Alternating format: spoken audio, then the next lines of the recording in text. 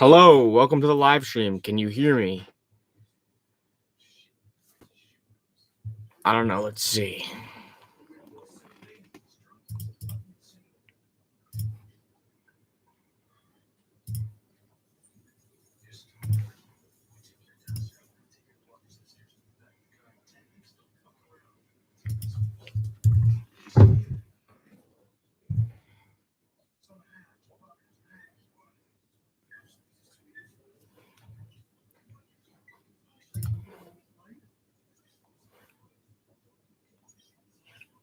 Okay, you could hear me now? All right. Okay, you can hear me now? All right, cool.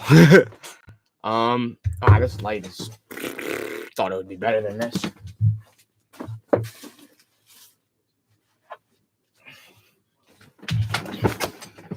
All right, I know the visual is a little bit foggy, but it is what it is. My ring light just broke.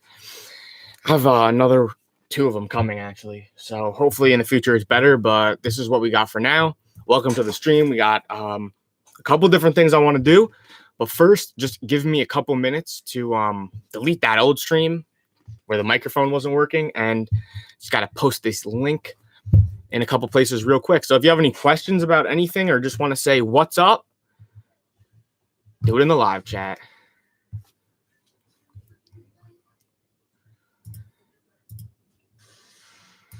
Yeah, I don't know why the audio wasn't working. That was just weird. Let me actually put this in the old link.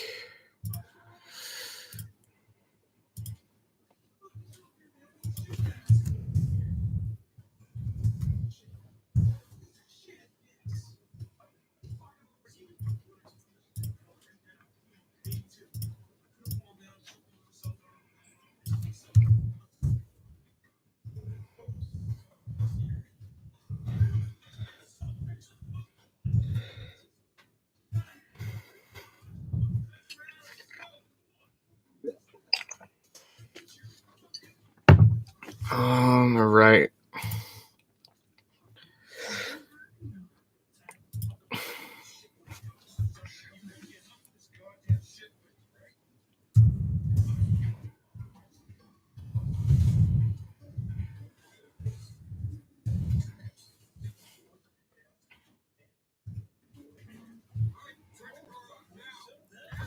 Let me post on in the future for these live streams. I'm going to be doing YouTube and Instagram at the same time, but I don't have the correct stand for my phone basically to do it. Oh, I sent the link in this one. That's weird.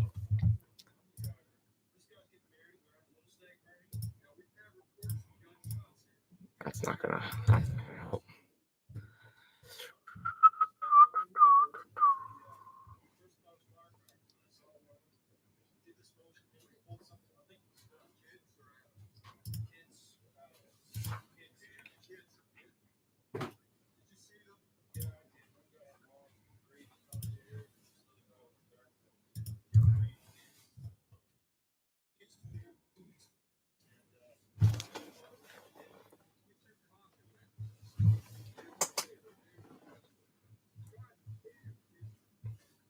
What's good, Instagram?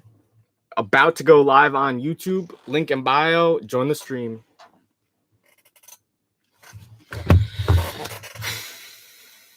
Okay.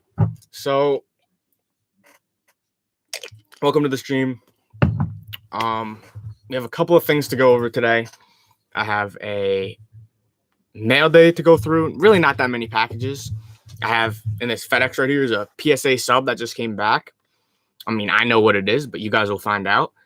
I wanted to kind of just do a Q&A, which I basically do every video. Just you guys ask questions during it. Maybe at the end I'll talk about it.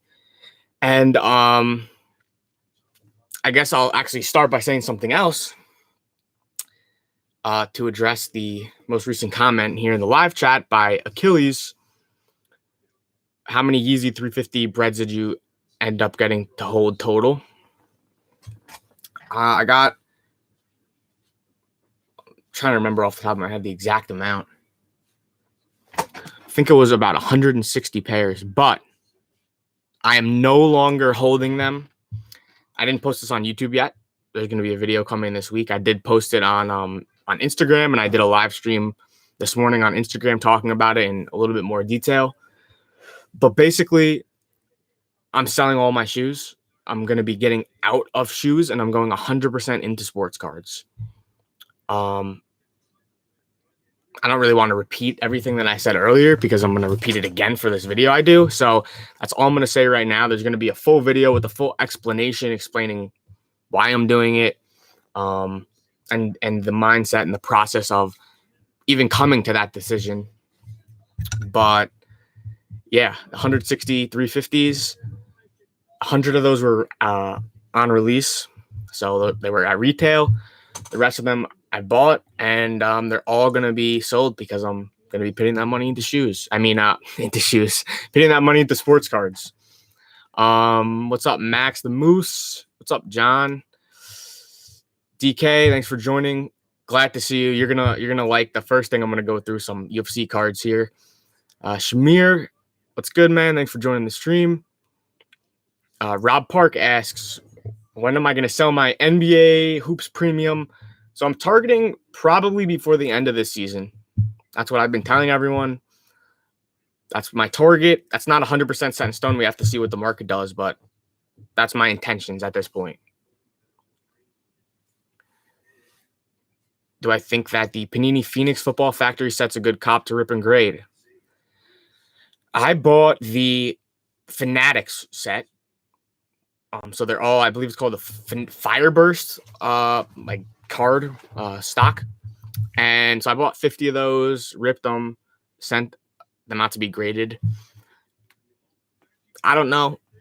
Phoenix is it's kind of not the best product, but I still do think there will be demand. As far as like the regular factory set, I honestly have no idea what that would be going for. I bought all mine for retail. It's probably, I don't want to say that, but it might even be sitting. Actually, not only retail, I freaking used a coupon on it. I paid less than retail. I'm looking up right now. See if they still have it. Because it was literally sitting in stock for years. And actually returned 50 boxes.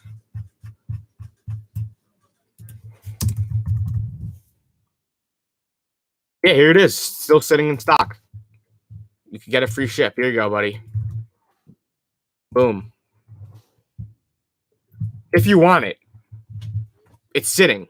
So keep it in mind. There's no value to this, but for $100, you're getting all the top people. I mean, you're getting everyone you need. So you're getting Herbert, you're getting Burrow, and I would think a Burrow or a Herbert 10 would be worth more than 100 by itself, not even including anything else. That's what I think. I guess we'll see.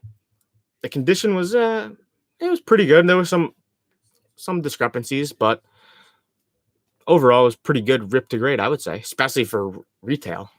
But I paid like 70, I think, somehow. All right. Anyway, welcome to the stream. NFL Opticold. I'll be doing a video on that. Listen, this is not that this was really a factor of me switching over to cards, but I like a little bit of competition, like friendly competition. I tried to get something going with Sneaker Invest. He was like, no free cloud or something like that, which I don't even understand what that is, but I want to compete. Like I want there to be a little bit like competitive thing, and I feel like sports cards, there's like a little bit more competitive vibe to it. I would have loved to go head to head with him, but unfortunately he didn't want to do that. So on to something else. I mean, that's not why I'm moving on, but maybe I'll find someone that will compete. I'd like to compete with people in holds, really, because it's just a cool thing and it works out. Everyone makes money. There's not really a loser, especially if you do it for charity or something like that. If anyone wants to do that, anyone wants to compete like a hold off or whatever you want to call, let me know. Prism football is going up and it's going to keep going up. If you want to buy in, you should do it now. All right, cool. So I'm gonna get into the first boxing here. If you have any questions, feel free to ask that in the chat. And so actually the first thing we're gonna go through, I actually already opened it, but I didn't actually go through it. So here we go.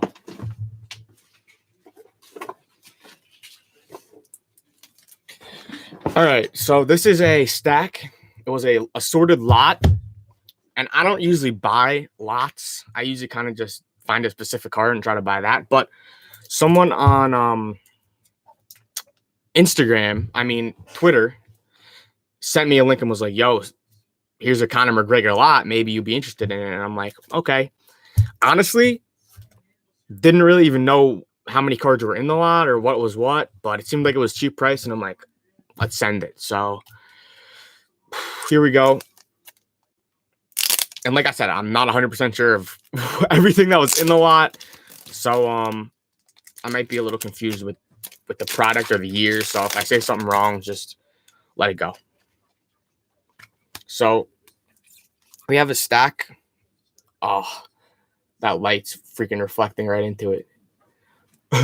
Oh, no. I hold one mad close, maybe. Actually, you know what? This is my computer. Ah, beautiful. So, we got different.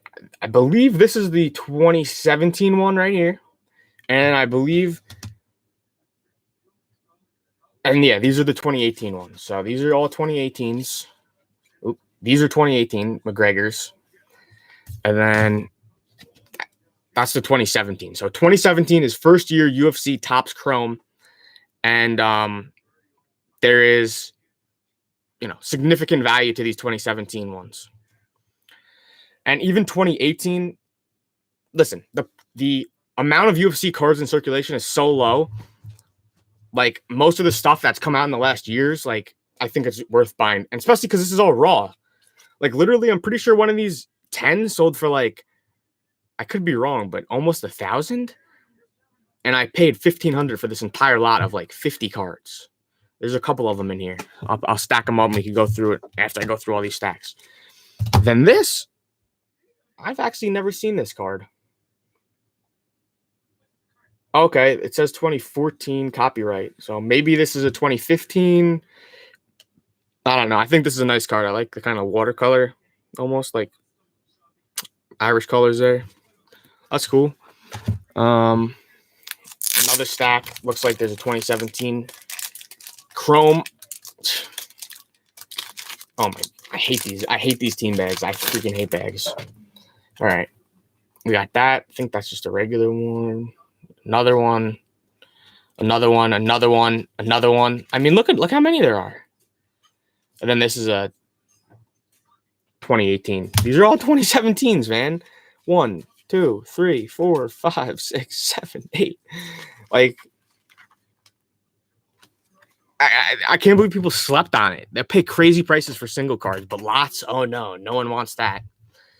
Okay, we got some comments. Show.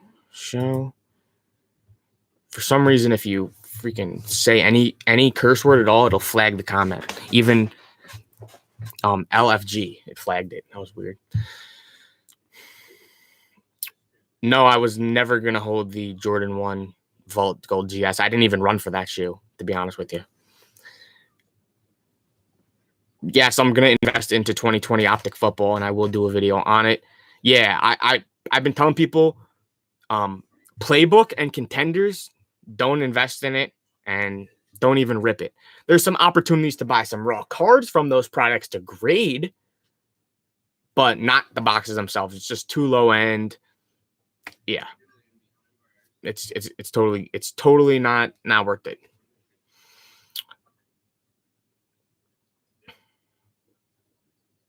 Each 17 Connor is 90 to 100 raw. Yeah, I forgot.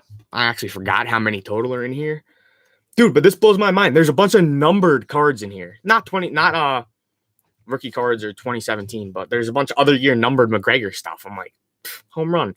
Like right now, I'll show you. I'm looking at it. I think that's a 2018 out of 99, or I don't even know. I got a Zabit Magomedasharapov rookie card of this.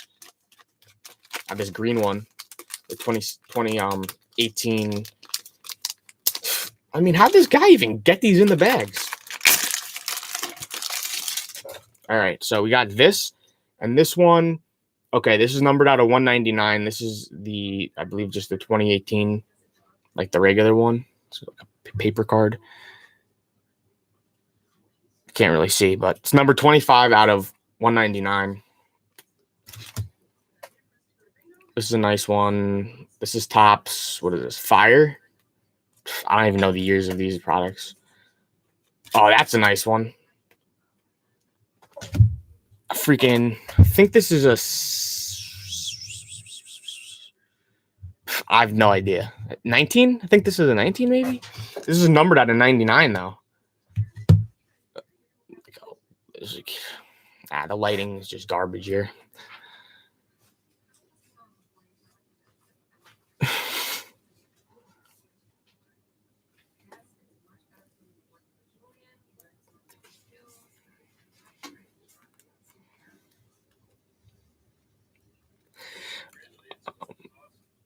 I've been ripping and grading the MLB boxes, and they're really good value. That's why I want to get more sets to grade. I haven't paid retail, but pretty close to it.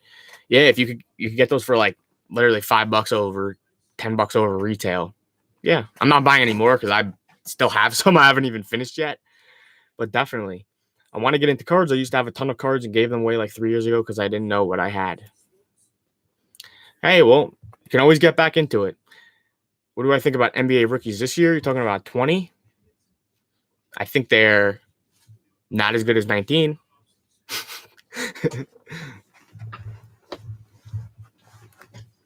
That's pretty much my only thought on that. Yeah, so this is out of 99 McGregor. That's cool. We got, another numbered card. Numbered out of 149.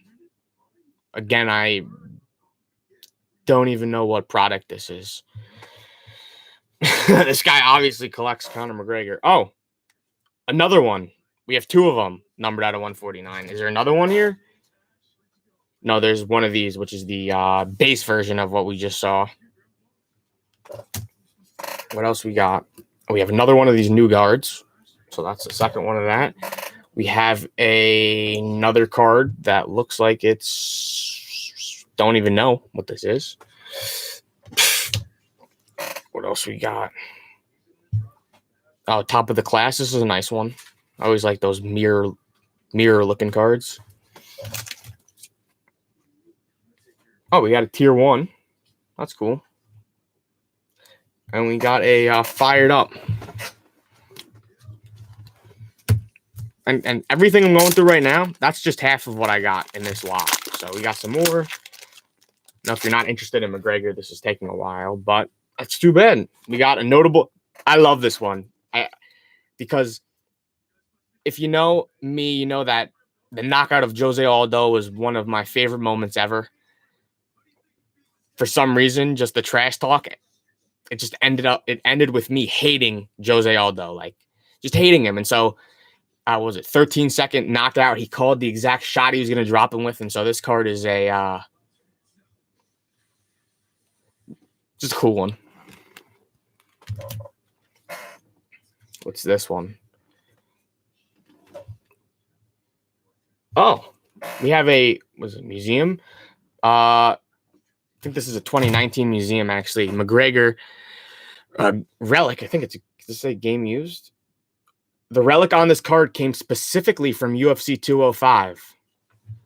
That's crazy. That's Eddie Alvarez. He beat Eddie Alvarez. And unless I'm mistaken, 205 was the first one in New York. It was at Madison Square Garden, and I was there, I think.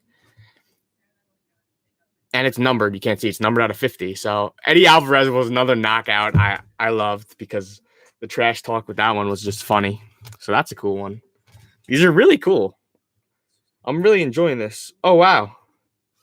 This was a freaking... By the way, this might have been one of the best lots I've gotten.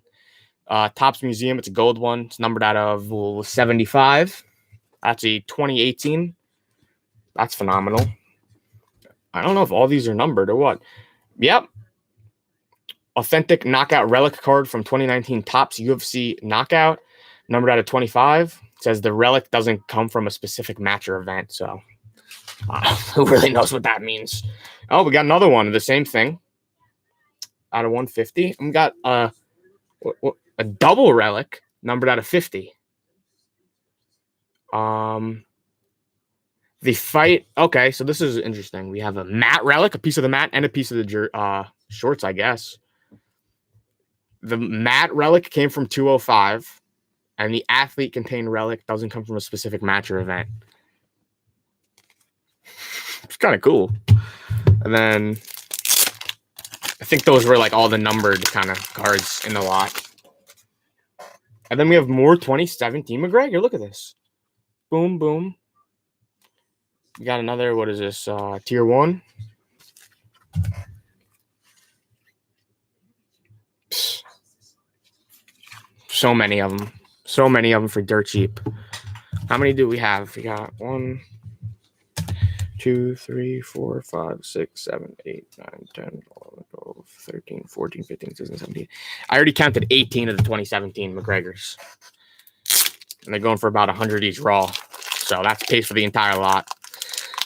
What do we say? Mello hype is still there. Yeah, LaMelo. I'm gonna buy LaMelo. I'm gonna send him for the grading. I'm not gonna pay the dumb prices I saw that people paid for the first LaMelo hoop cards. But just overall, yeah, there's good players. Every year, somebody makes it. But this is the last stack.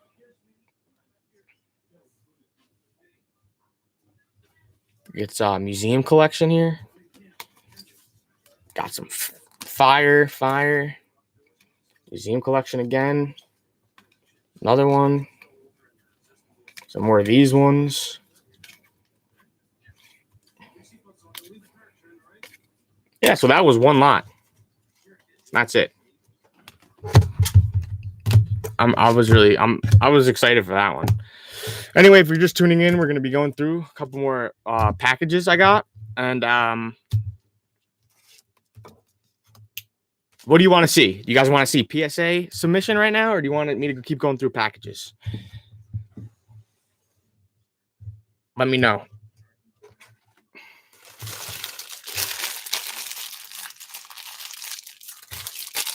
Oh, that's good.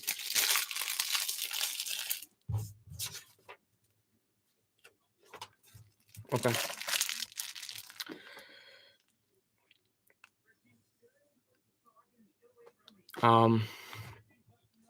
Baseball's a good buy right now. PSA 9s of Luis Roberts and Tatis Jr. are a great investment. Soto too. I agree with that. I got a lot of. Well, actually, that's very interesting you say that.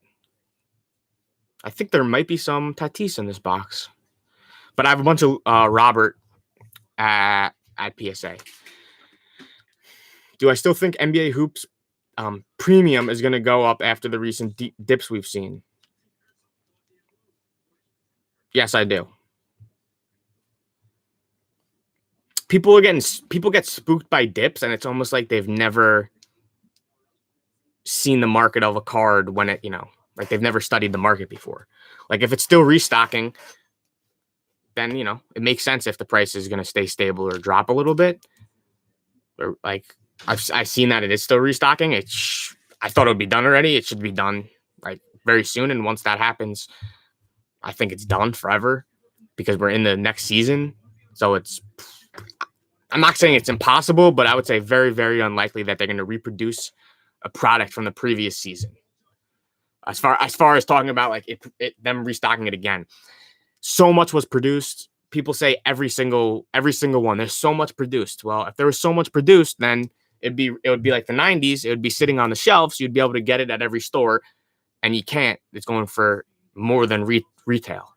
So I'm not worried about that at all. Especially because it's 2019.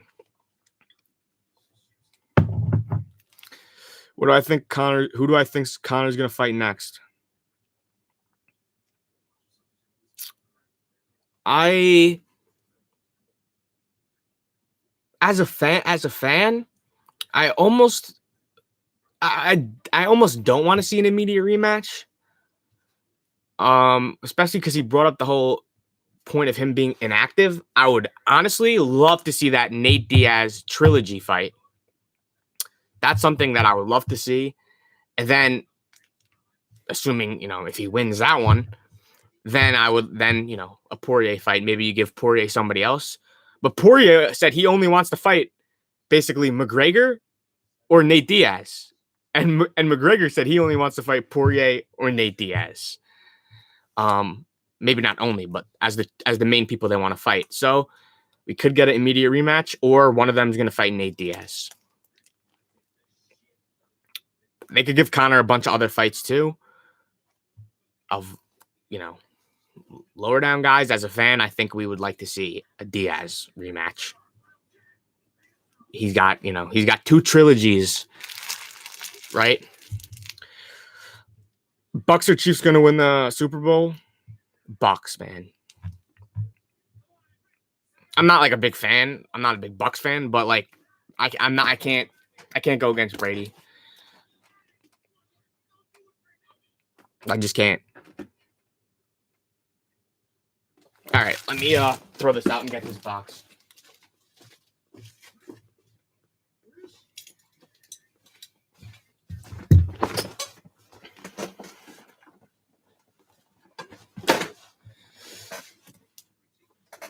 Also, this isn't straight from PSA. This is from PC Sports Cards, who is like the group submission that I've been using.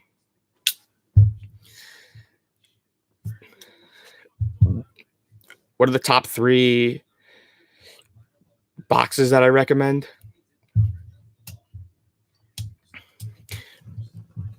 All right, I gotta say this because I see a lot of people asking similar stuff all the time. If you haven't watched like my latest video or some of my recent videos, check them out because a lot of the things that people ask, that information is in those videos at detail. So the top 3 NBA boxes I'd recommend. I mean, in no specific order, NBA Hoops, because that's a recent one. That's the last 2019 product. Oh, you're saying 2020 boxes.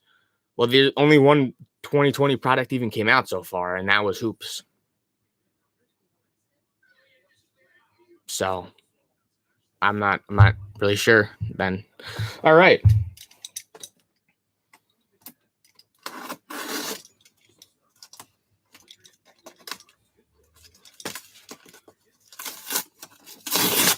Oh.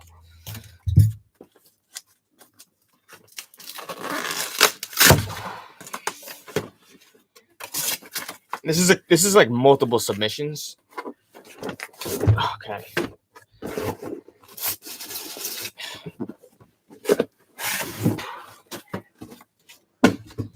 All right.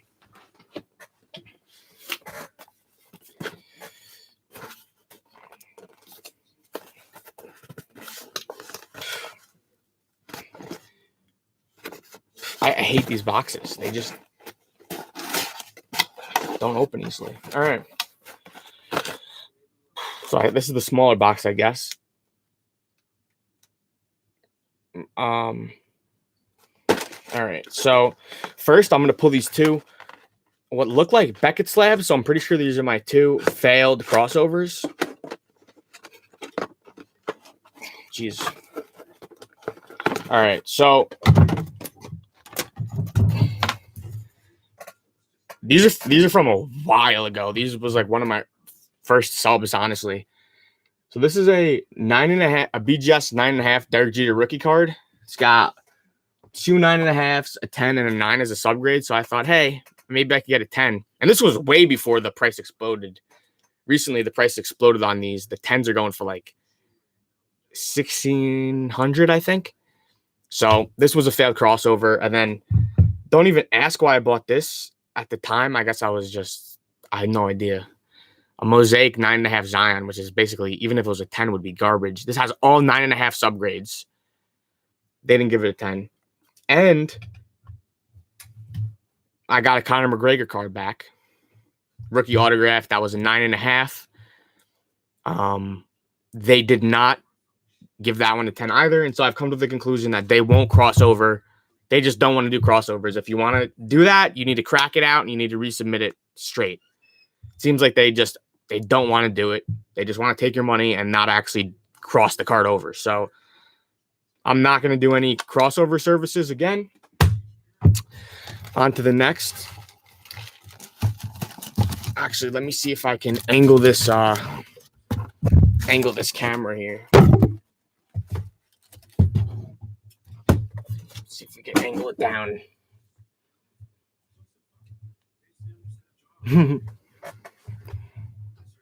Oh, this top one is goddamn fire. I got to do it this way, I guess. This is a John Jones rookie. It came back a PSA 10. These are going for about $5,000. This card was purchased for about $400 raw. So this is a huge win, and I'm really, really happy with this one. Oh, all right. So the story on these is there's two of them. They both came back in 8, actually. I guess they're not in a row. So this is a Draft Nights. This is like a metal card, actually. It's numbered out of 25. You can see, I think this is what, 13. Yeah. So this one was actually on Panini for $1,500, like over a year ago. I bought 2 of them. Well, actually, I bought a lot of them. There's a whole story about that. I'll tell you another time. But so this came back in 8. I guess it's because it's on the metal card. Kind of disappointed at that. They both came back 8s. Not really sure what this is worth now. Might be worth less than what I paid, to be totally honest. But I'm just going to sit on this one. Oh, this is another one that I like. Of course, this one didn't come back great either. A lot of the UFC stuff, you'll notice it didn't really come back great. But this is a Daniel Cormier 2011 first autograph. Came back a PSA 8. Got the DC. I think this one's numbered. No. Yeah, this one's numbered out of 15. That's what it is. That's the red ink and the inscription DC. So I love this one as well. Separate these. And then, okay, some more gas. We got a Ronda Rousey rookie autograph. This one came back a 7. So not ideal. This one's not numbered. Guess this is just the base one.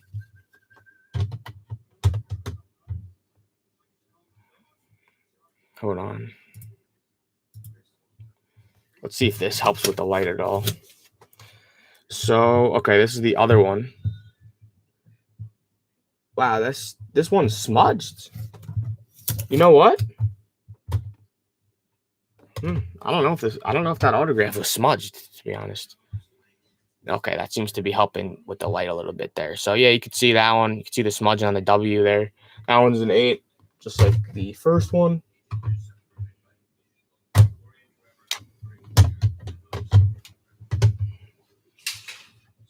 Oh, we got the Zion, baby. And I sent this one express. You could see underneath it. You could see that Genesis too. But there's that Zion Prism PSA 10. I bought this card for $200. I think these are going for, last time I checked, around $700, $750. So I'm going to sell this one because I don't really hold on to the base like that. But yeah, this is a nice one. And then this one. Let me bring it back up for a second. This one, listen, I made a whole video about this card. I bought one a while ago for $300 raw, sent it in, got a 10, and sold it for over $2,000. There's a video specifically about that flip. And I did it again. I didn't pay $300 this time. I think I paid $7. And honestly, I was very certain that this card would be a 9, but it was a 10. There we go. I think this is probably worth around $2,000, and this one is another one that's going to be going to auction right away. I'm going to be sending it out. So that's cool. That was the end of the express submission. I'm pretty sure this is just from the I don't know, from a different submission. So let's see what we got now. I'm pretty sure these jaw cards didn't come back great. Pretty sure I got a lot of 9s. So jaw optic, 9. Another 9. Another 9. Another 9. Another 9. An 8. Another 8. Another 8. Oh, yeah, these are horrifically off-centered. I don't know what happened here. Another 8 and a 9. So that was, these cards were like, obviously that's horrible. There was no 10s. So that was my fault. I think I was rushing, and I guess I just sent in a bunch of off-centered cards. These were sent in a while ago as well. So if you have any questions, yeah, definitely type them in the live chat. All right, so that's those. And now we have another box, which I think is full.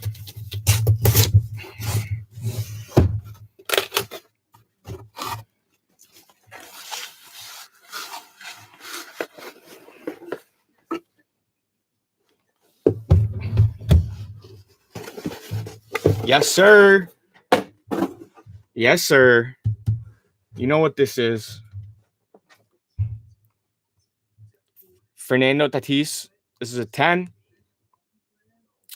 And I'm pretty sure I paid $15 a piece raw. And I'm pretty sure last time I saw this, I haven't checked in a while, was $225, $250. So here's 110. Don't worry, there's more 10s. Well, here's an 8. This is actually, I think, the lowest graded one. Yeah, this one has corner issue. This one's also like rattling around. You hear that? You hear that?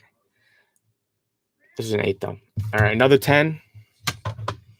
Another 10. We got a 9. A 9. Another 8. 9. 9. I thought there was a bunch of 10s here. 9. I mean, even these 9s, I'll make money on. I guess I'm misremembering this sub.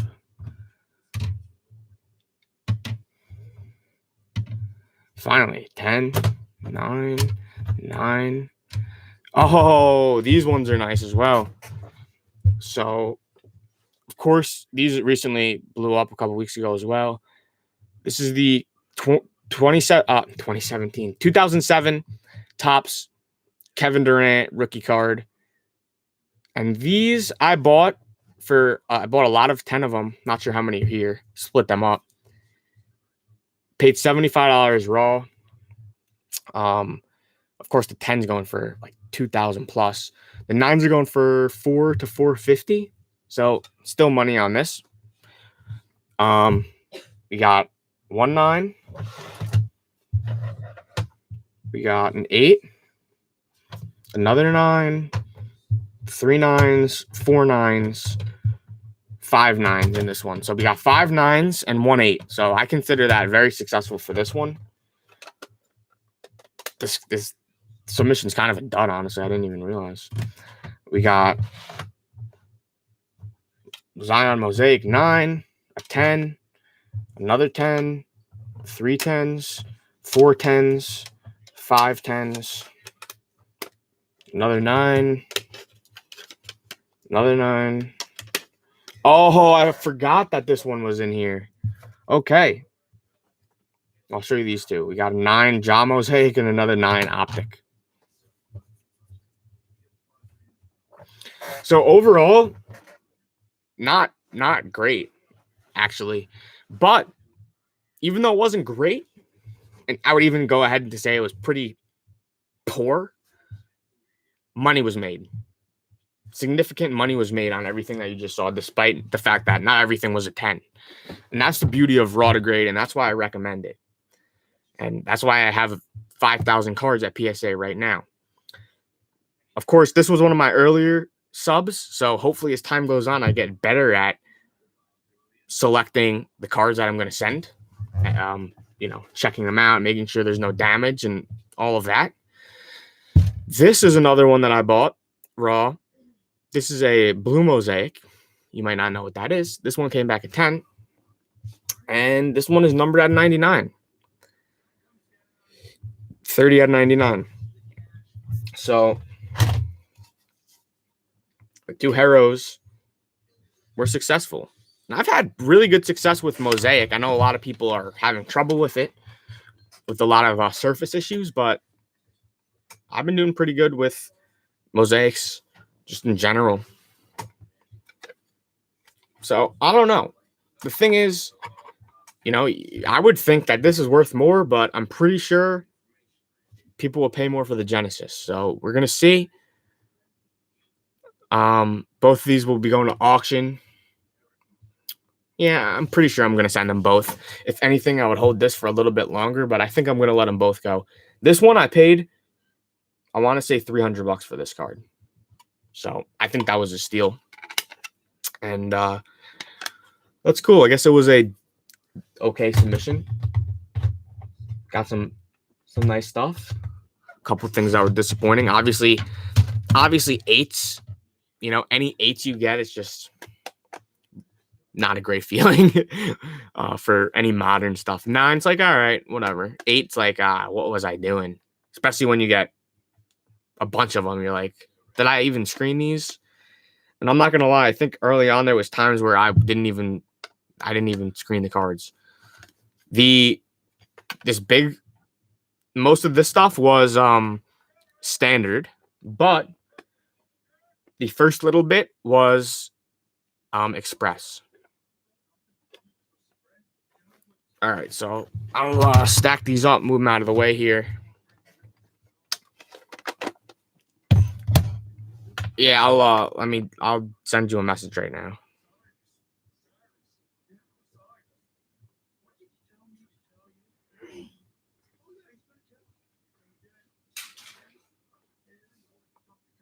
All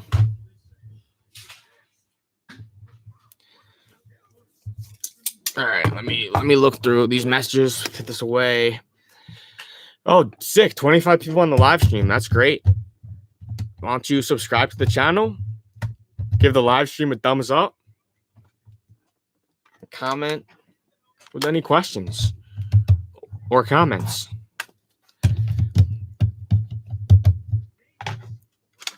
And let me look through. What did you miss?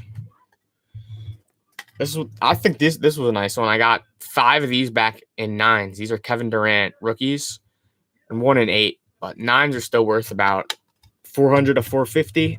I paid $75 for the cards. With grading all in, I'm in probably 110, worth like over $400. So that's why I'm selling all my shoes and going into cards. Even this 8 I made money on. All right. Let's see what questions we got. Do I think soccer will be big? I think it already is big.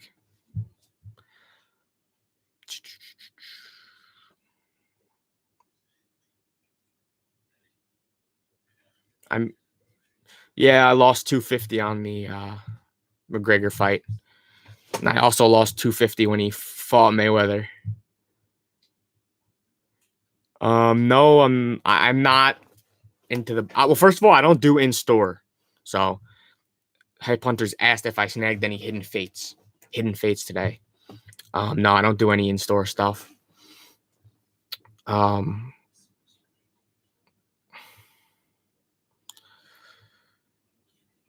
Prism Football Blasters are already hitting 100 to 110. They'll be 130 sooner than predicted. The population of those died down a lot.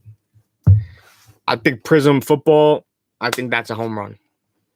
I mean, the market's already showing that it is a home run. So hopefully you followed my call. Where'd you get the card and how much did you pay? Not sure what card that was in reference to. A lot of the raw cards, I'm buying them on eBay or through social media or whatnot.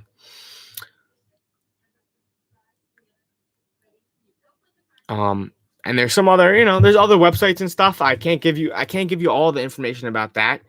But I would say the main place that I buy cards from is eBay, and yeah, Twitter has a big community as well of people buying and selling, as well as like any kind of selling apps too, I'm sure.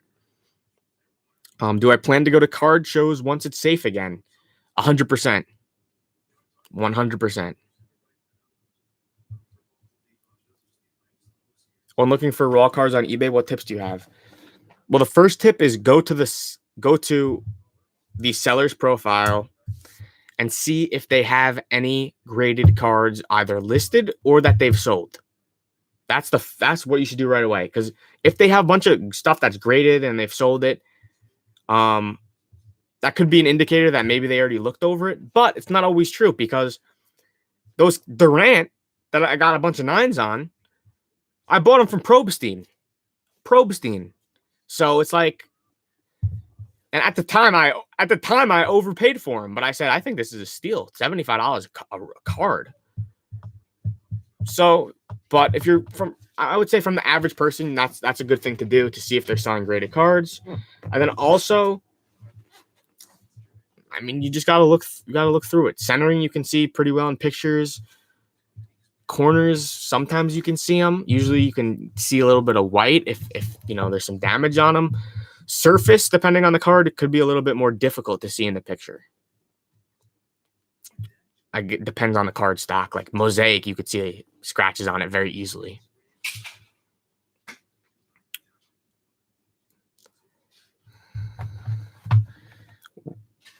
So far, you just missed me going through a Conor McGregor lot and doing the PSA submission.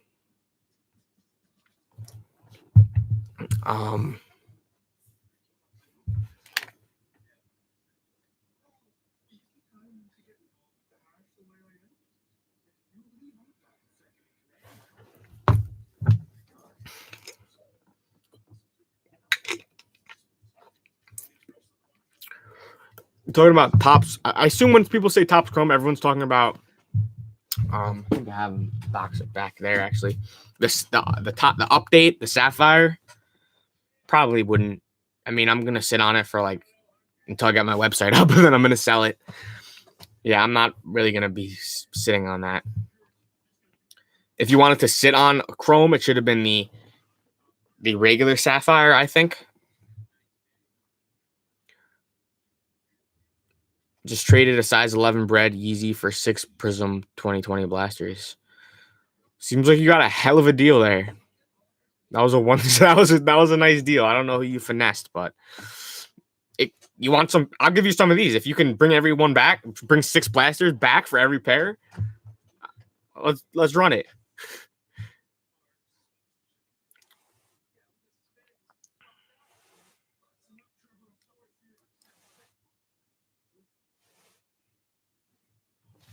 If you get a card on eBay and find surface issues, do you just sell it back or what? Well, there's a bunch of stuff where I'm paying a price where even if it's a 9, I'm making $10 on it. So, I mean, it depends on the card. If it's a bad issue, like really bad, then no, I wouldn't grade it. I would just sell it. But yes, there's a bunch of stuff where like 9s you'll make money on, and even some cards, 8s you can make money on, depending on what it is.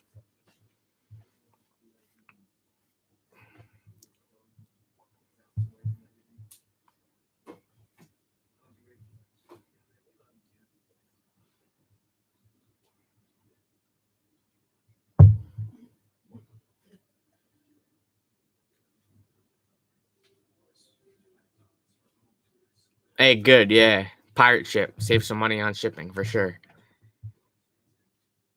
All right. Well, I guess we'll move on.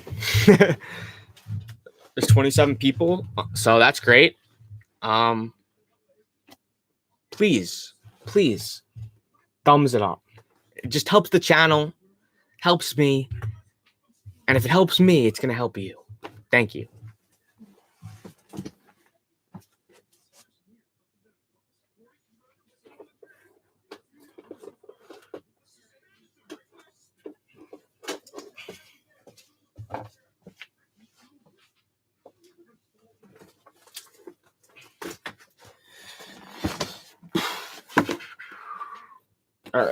think I might know what this is. So I'm not 100%. I'm going to be very careful with this one.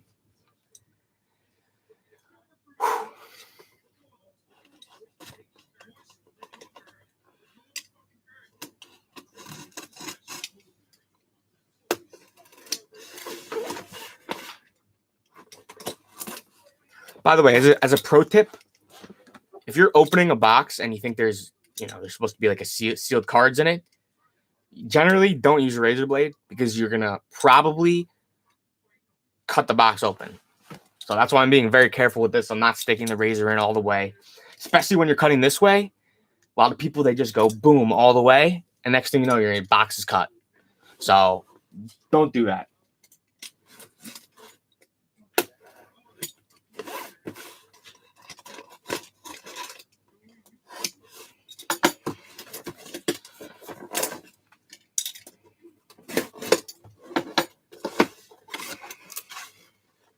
I could be wrong about what this is. So this guy reused some Amazon packaging, I guess.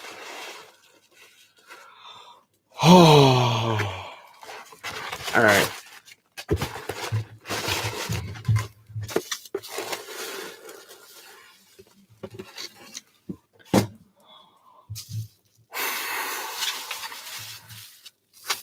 Oh, of course, this guy taped it. All right, there we go.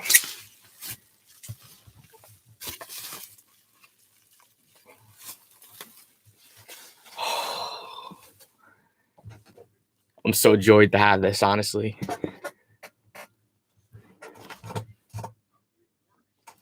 So, if you don't know what this is the 2017 UFC Topps Chrome. And so what that means is this is the first year Topps Chrome. And basically, besides any fighter's rookie card, this is just my opinion, I guess. Besides their rookie card, the card that would have the second most value would be the 2017 Topps Chrome, because Topps Chrome is like, it's like Panini's Prism, basically. Speaking of that, Panini got the UFC contract and they're going to be producing Prism. So I'm excited for that. But this is very, very, very rare. And literally there wasn't boxes on eBay for a long time. I was looking for this for a long time. There's a couple UFC boxes I've been looking for.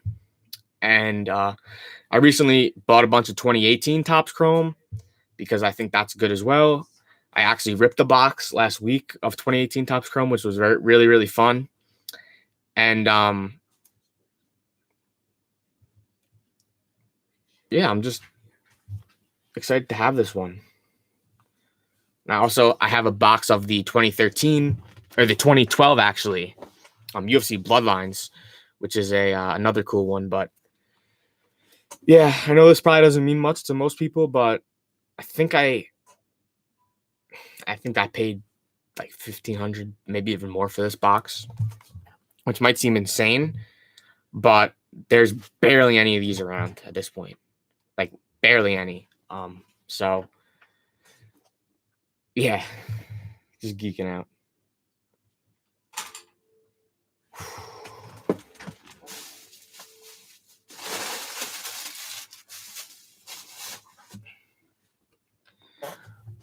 That's phenomenal. That's phenomenal.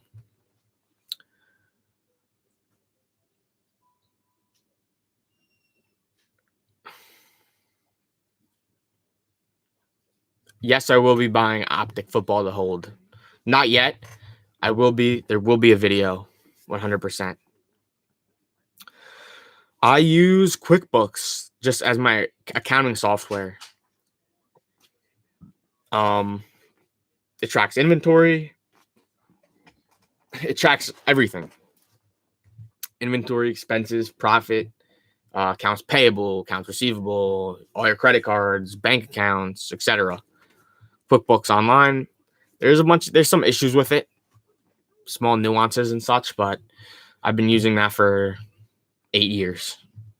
QuickBooks. Great box to hold long term. Definitely. Definitely. Some of this UFC stuff, it's gonna be difficult for me to sell it. Like it's just so cool. All right. I don't really have that many packages today, but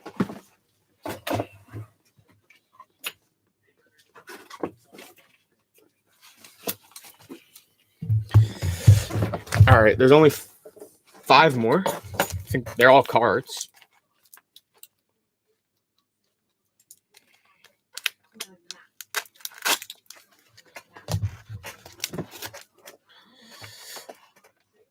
Yes, the number one sport as far as the demand and liquidity.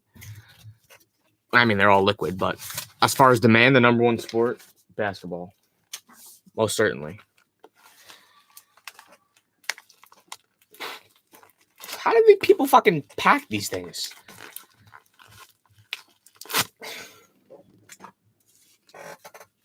What is it? I don't know. It's a slab. It's a PSA slab.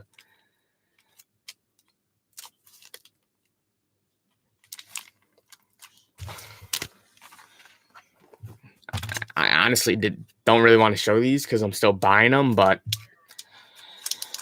I guess okay. All right, this piece of tape's not coming off.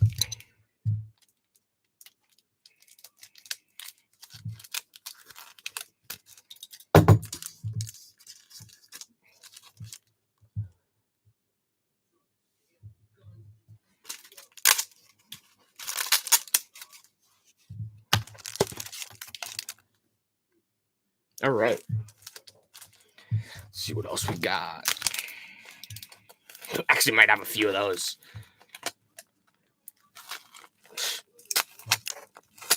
Jesus.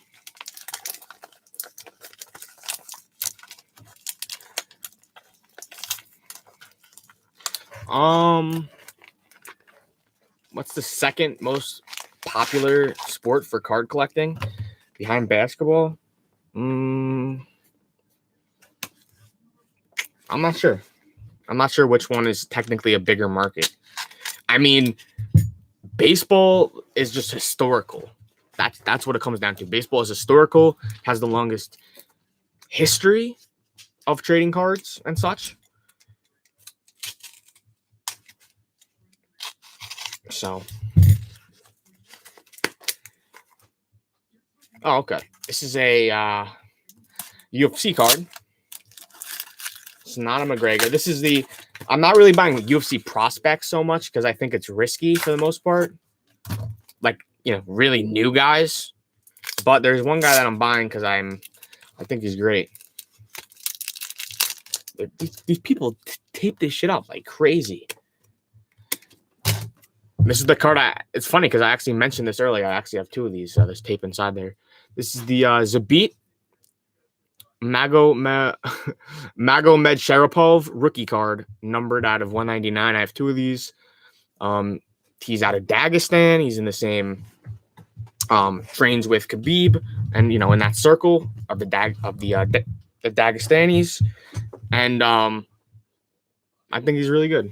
He hasn't fought in a bit, but the cards are cheap for a lot of those prospects.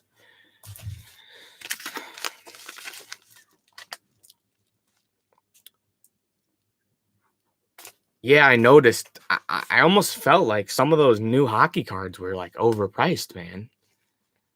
I mean, they're going for $1,000+. Didn't seem to make sense. These people pack this stuff crazy. Everyone. Okay, let me first say, after the Conor McGregor loss, I continued to buy a couple more cards after it because I still think long term I'm pretty confident in it overall. And so this isn't the best grade or anything or the best product, but I just thought it was cool. It's a 2016 UFC knockout. It's a PSA 8, which is fine. I didn't really buy it because of the grade. I bought it because it's a 101. And I'm not even sure what this relic is from, to be honest. It doesn't even say. It says no specific match or event. I don't know what it is. It looks like it's a shirt. I guess I'll have to do some more research and see if I could find a picture of him wearing the shirt. But I don't know. 1-on-1, maybe I paid more than I should have for it, but there's not many 1-of-1s, so it is what it is. I'm holding on to that, obviously. This is a flat one, so not a graded card.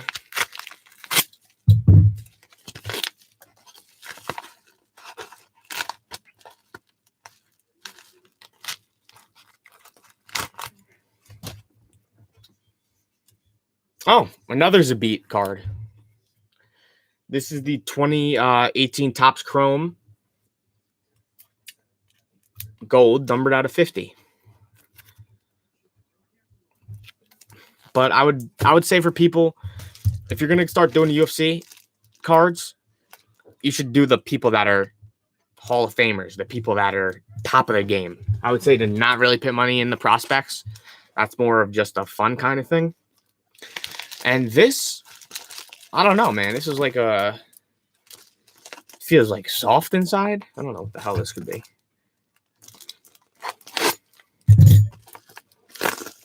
Oh, it's because there's another bubble mailer inside of it.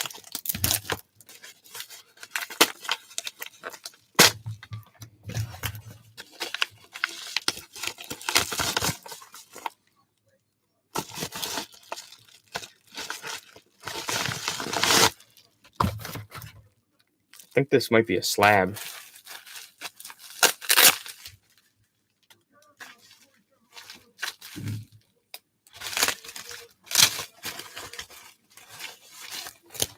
I know what it is. Not a slab.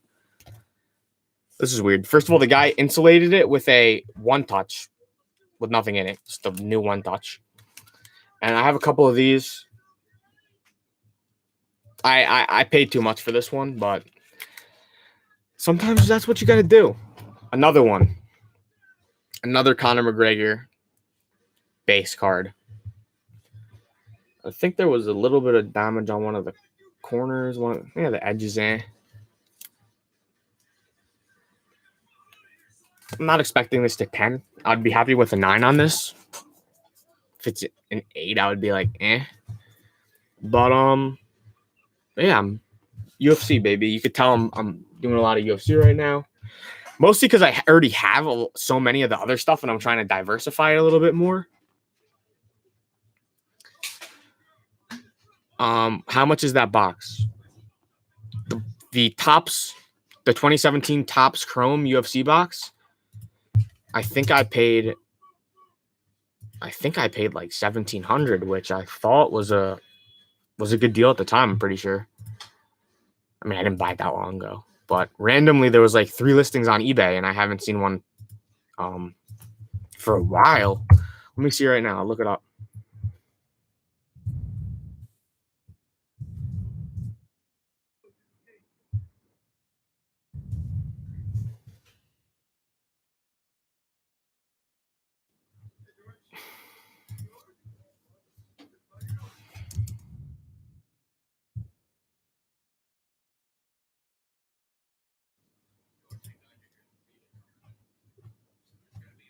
So I'm trying to see if it's still listed here. Oh, there's 2 listed now, and they're actually pretty cheap, in my opinion, because the price was much more. There's one listed for $2,000. There's one listed for $2,200. I guess there's a bunch of them listed. I guess people came out of the woodworks. $3,200, $2,800. Those 4, yeah. Because you got to keep in mind, like, the people selling this stuff, like, most of them, like, they've had this, like, since then. They've had this stuff since the beginning. So once they see, like, the price going up, they raid their closets, and it comes back, and then people like me get it, who are never going to sell it, or even people that are going to open it. Yeah. There's not like strong consumer demand for the UFC boxes yet. First, the cards are going up, and then we'll start seeing the boxes go up. The only reason that it's this expensive is because there was none of them. None. Nowhere. I spoke to all the card shops. Nobody had a single box of 2017. It's the same for the 2013 Bloodlines, which is the Conor McGregor rookie product. There's none. A box came up, it would go for a lot. The 2018 Chrome, I actually made an investment call on that one.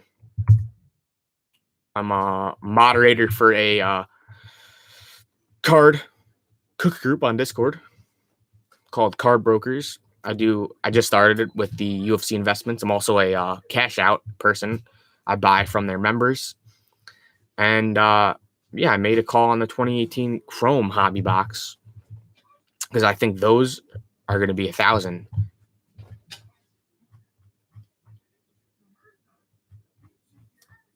Yeah, you can definitely catch deals though on eBay if you look for this stuff. All right, do I plan on investing in Optic football or Topps Chrome baseball? I'm on the fence about both. I will be investing in Optic football. I will not be investing in Topps Chrome baseball. Nice, man. Lots of good information in Card Brokers for sure. All right, so I guess that was all the packages we had today, all the boxes. We got all the slabs. And oh, you can see me through. That's cool, right? Boom.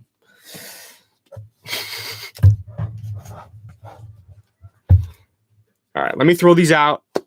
Now we're going to move on to like the full-blown Q&A session, I guess, where I'll literally address your question specifically. And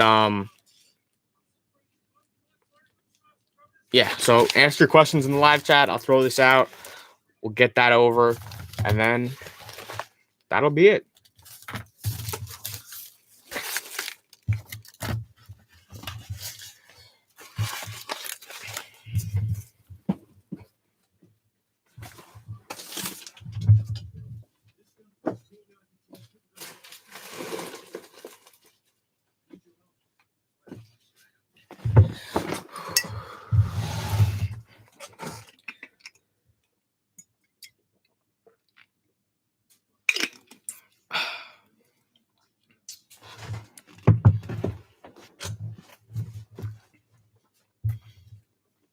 Want me to show the slabs again? Here, I'll show you the high end stuff. Well, it's mostly just duplicates, honestly. So I had a bunch of these Tatis rookie cards, and I think there was four 10s, and I got a bunch of 9s, a bunch of 8s. I don't know what happened with the 8s. So that was okay, but I only paid $12 for these raw. So overall, I'm still making money. Can't complain about that. I got a bunch of these Durant's back.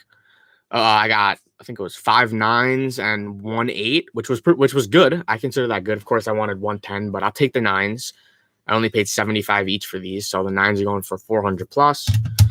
I had a bunch of Optic John Morant that was, I don't know,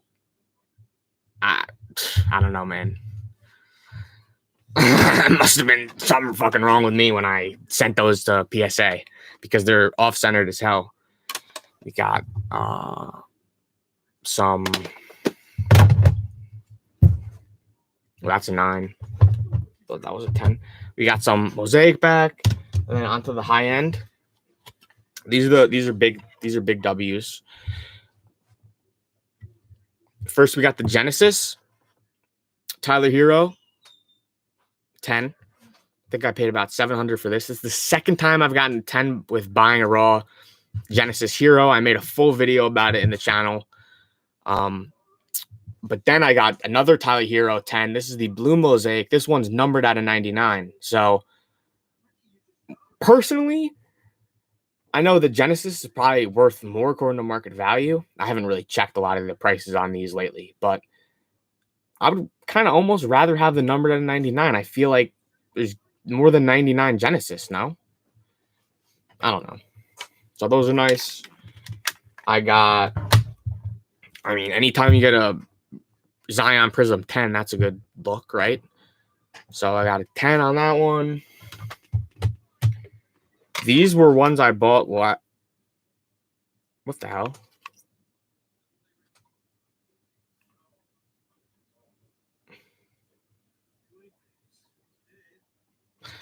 Sorry, I just noticed they put these in different slabs. The same card. These were 8s. I bought these straight from Panini last year. I don't know, not a great buy, but One's in the like the thick boy and one's in the regular one. It's the same goddamn card.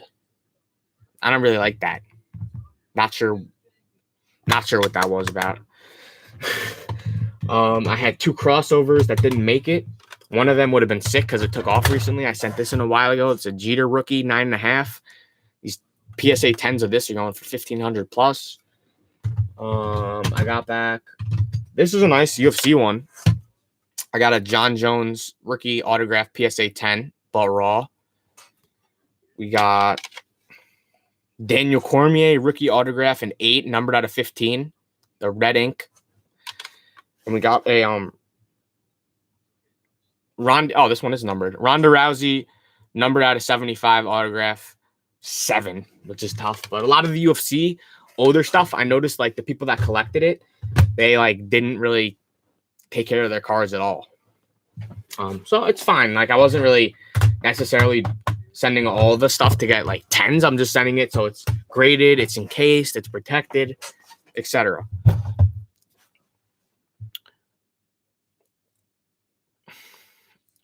No, I'm definitely not opening that UFC box.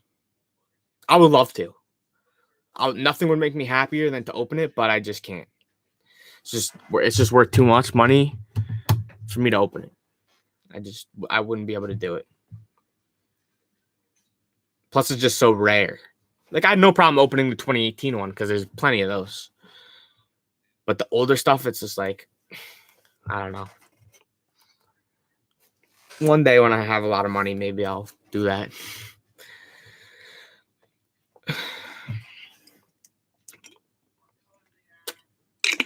What's my bankroll management strategy? Well, that's a fantastic question. And that is a very difficult thing to manage. A bankroll strategy is it's always difficult in an inventory-based business because you could always feel like more money, and I can get more inventory. And that's just, no matter what size you are, like you run into the issue of, I need more money, basically. And so I don't have a specific strategy, although I recommend you just kind of put thought into what you're doing, and you got to think about everything. You don't want to be in a situation where you like spent money that you don't have and you didn't think about it and you have an issue. So I'm just very aware of money coming in and money going out. I'm very aware that, hey, listen, man, if money's going out, make sure you what's coming in. And so like a formal written business plan, no, I don't. I do not.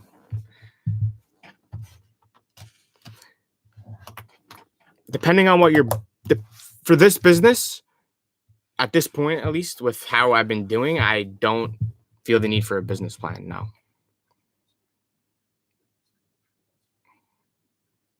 Trying to think a little bit more what to add on to that.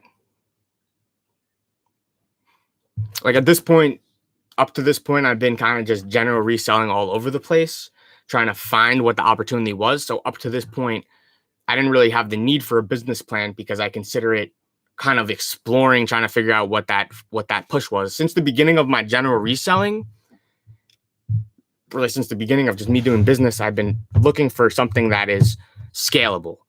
Because everything is not scalable. There's a lot of things that you can have small success in. You can do a moderation, make a little bit of money, but it's not necessarily scalable. So with sneakers, I tried to scale it. I ran into the wall of you can't bot. You don't have any back doors. You don't have these things that you need. And yeah, I don't really know what else to, what else to add that. For a normal business, if you're trying to raise money, yeah, you need a business plan for sure. Like I'm planning on at some point going to raise money once I have everything a little bit more organized.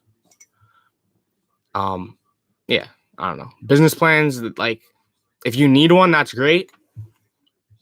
But if you know what you're doing and you've given it thought, I don't think there's the reason for everyone to fully write out a business plan. Like for this industry.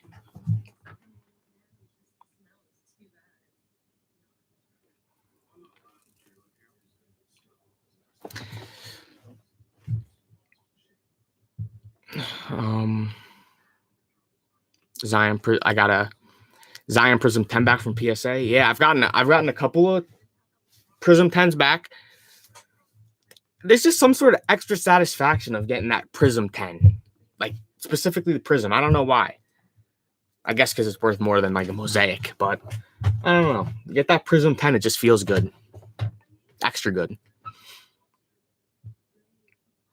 When am I going to sell all my shoes? I've already started selling them over the last couple of days. I mean, it's probably going to be several weeks before everything's gone. I'm sending a couple things to consignment, so that'll could even linger for a couple months. But yeah, stuff's going out now. And yeah, some of that money's already been redeployed.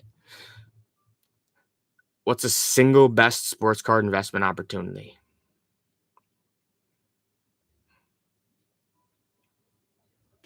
There's a lot of opportunities right now. I'm not going to lie and say that like right now one of the investments I'm making today is like the best one.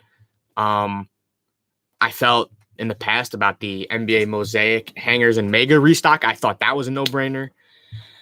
And I said it in the video. The Prism, I thought that was a no-brainer. It's already started to go up. It's not too late to get into the NFL Prism, but it was better to get into it when it was lower. Right now, I'm kind of waiting for some more NBA products to come out. Very excited for UFC Panini, actually, because there's going to be Prism and a couple other products. And yeah, I mean, the opportunities right now in sealed wax or optic will be an opportunity once the price drops more, as more restock. And NBA Hoops is bottomed out, basically. NBA Premium Hoops 2019. I'm not talking about 2020. I'm talking about 2019 Premium Hoops. So yeah, that's what's in play right now. As far as raw to grade, there's so many options. Like, you got to just look around.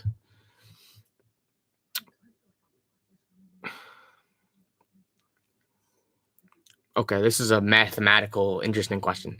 If you bought 100 boxes at $50 and market says they're 100, so let's just say the last couple sales on eBay were 100, how much would you expect card shops to pay per box? 80? Listen, a local card shop, they're going to rip you off so much. That's why I think it's funny when people say negative things about resellers and flippers and you're taking all the inventory and the kids can't get it. Depending on the shop, well, it depends. If you're an individual, like just you're gonna get less than that. You're gonna get 50 to 60, maybe a little bit more percent of market value. If you're like a wholesaler like me, you'll get more because the less quantity you have, the less they'll pay you because they don't like buying ones and twos. They want to get big lots of stuff. So, but the card shops are not. I mean, if you only have a couple boxes, because I had someone that, they're telling me that these shops are paying like half of what stuff of for sealed wax. And I'm just like, this is crazy. Who the hell is selling it to them? And it's just people that I guess buy it at Target. They drive straight to the shop. They don't even check eBay and they just sell it and take their profits. But then the card shop turns around and they sell what they paid for 100. They're selling it for 150. And like the card shop's making more than the other person. Like, you really got to build relationships over time and show these shops, hey man, I can get inventory consistently. I can get different products. It's not like, yeah, because if you're just a rando coming in, they're gonna try to, take the shirt off your back. You really need to build relationships over time. So in the beginning, maybe you're gonna have to settle for a price that's not the best, but that's at the cost of building a relationship with them.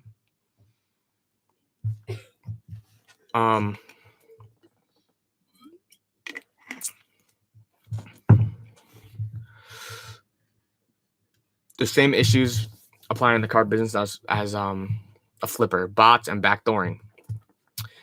Yes, but I don't know. I have kind of a different business strategy in cards now than I did with sneakers. Like in the beginning, there was this huge opportunity for sneakers to sell a consignment. And over time, it just it got too competitive because they couldn't compete. And so consignment prices came, down and down and down. And that's just how it went. But with cards, I love people that bought, because now I'm able, instead of me worrying about me botting, which I can't do because I suck, I go buy from people that bought. And they love me because they could freaking get rid of any quantity.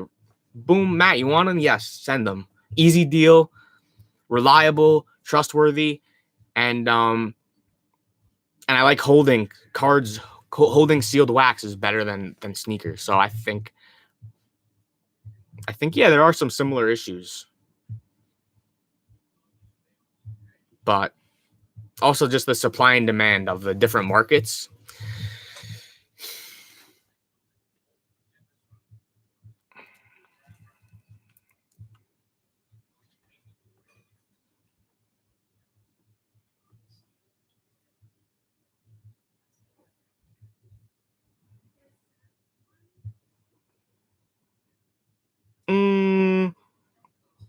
I'm not talking about.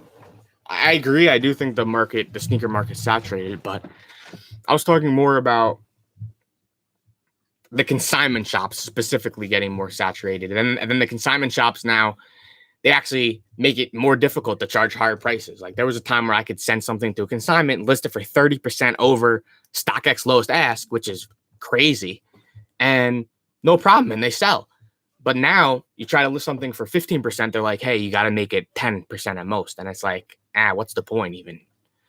I just went through this morning some of these shoes, and like, consignment, pays the same amount as StockX does on a lot of the stuff. And so I have no angle. I don't have an angle there. But luckily, I had some relationships from when I was doing cards when I was a kid, and I was able to parlay that into an opportunity.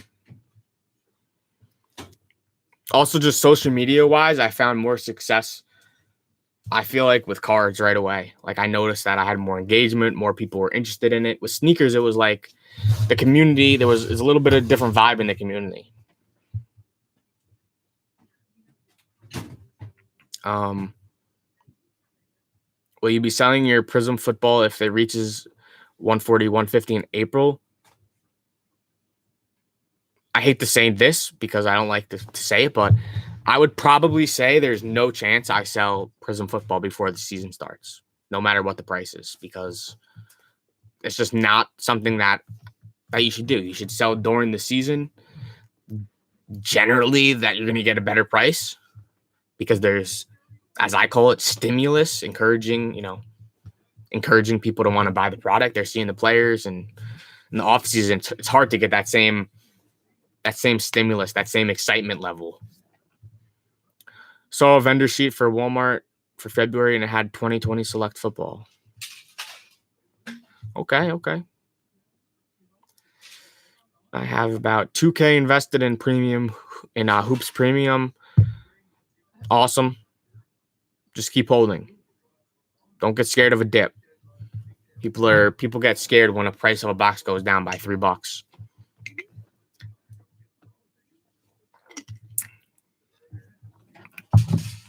Have I lost money on sealed wax? No, I've not lost money on sealed wax. There's definitely different strategies. My kind of strategy is I'm trying to time the market. So I generally, this isn't 100%, but I generally, on most products, believe that the best time to buy it is when it's restocking, when it's in the midst of a restock, when there's the highest amount of supply on the market that there ever will be. And so depending on the time of the year and all of that is what I take into account. But for example, NFL Prism, I think it came out 2 months ago or so. It's the end of the football season, of course. And so generally you don't want to sell in the off season. Generally you want to wait until during the season, the beginning of the season, the postseason, that it just like makes sense. Like, are more people going to be thinking about this during the season or during the off season. So I try to think about, the season. If you don't want to hold something till the next season because you don't want to hold it through the off season, then selling, in the beginning or a little bit into the playoffs could be a really good idea as well, because there's often a lot of surges during the playoffs. People get really excited. But overall, I try to get it when it's at the lowest during the restocks, and I try to hold it until there's a certain appreciation that I kind of determine when I'm buying it. And that's when I sell it. I'm not interested in holding stuff for like years. People do that. That's great. That's like full on investing. And with like the UFC box that I just got, I'll hold that for years. But for the current stuff, it's more of a short-term investing, flipping kind of deal.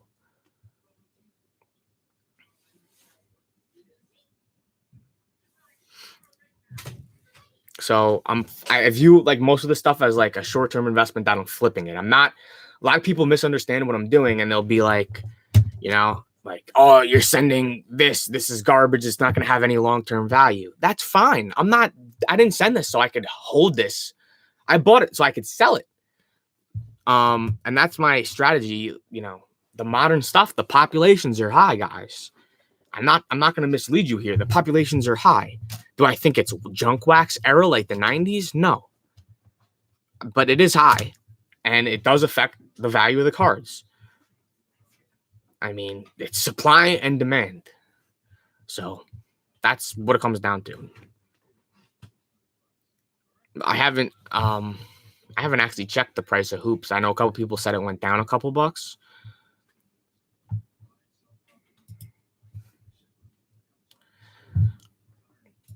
Listen, whatever the market price is for hoops, that's what I would pay. If you can get it for lower than market price, that's always beneficial. NBA hoops premium stocks greater than NBA hoops. No doubt. No doubt. I mean, obviously NBA premium stocks better because premium version. And 2019 is better than 2020 draft class. So certainly. And I was happy because I saw how much the hobbies were going for 2020 hoops. And I have a bunch of 2019 hoops hobby boxes, a sealed case. So that's great. It helps the value of that as well. Yeah, I hope it's done. I thought it'd be done already, but sometimes they just kind of trickle. Like, I don't know if there's just boxes sitting in a warehouse and they're like, oh, we got a couple left. Put them on the shelves. Whew.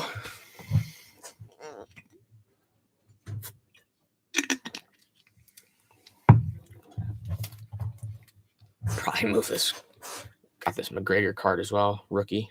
Raw.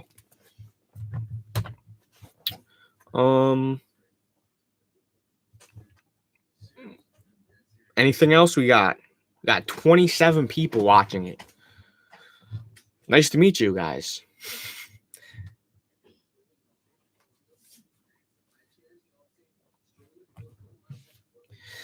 Prism, is NFL Prism greater than NBA Premium Hoops? Yes, 100%. Yes.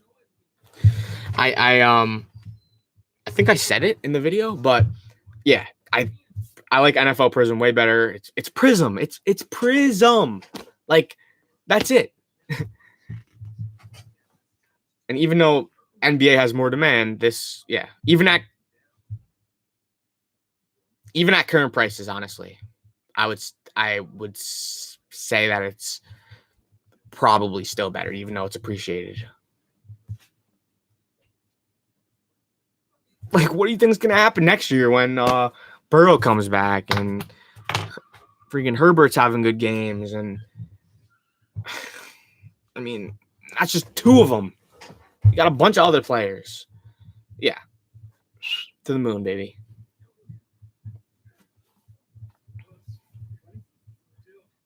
Yeah, hit that like button too. Thank you. Appreciate that.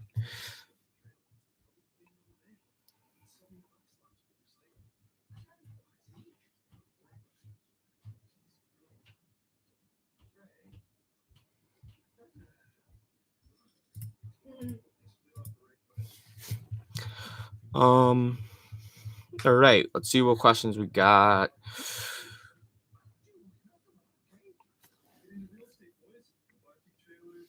Yeah, I agree. When the price goes down, that's the best time to buy.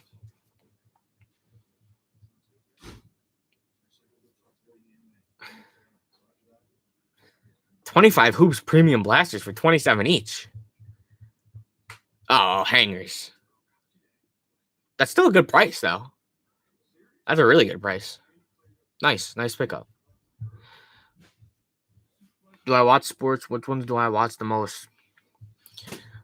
I do watch sports. I wish I watched more sports. It's hard to watch while you're doing a business and doing other things. Honestly, the one sport that I consistently watch, the only one that I consistently watch, UFC.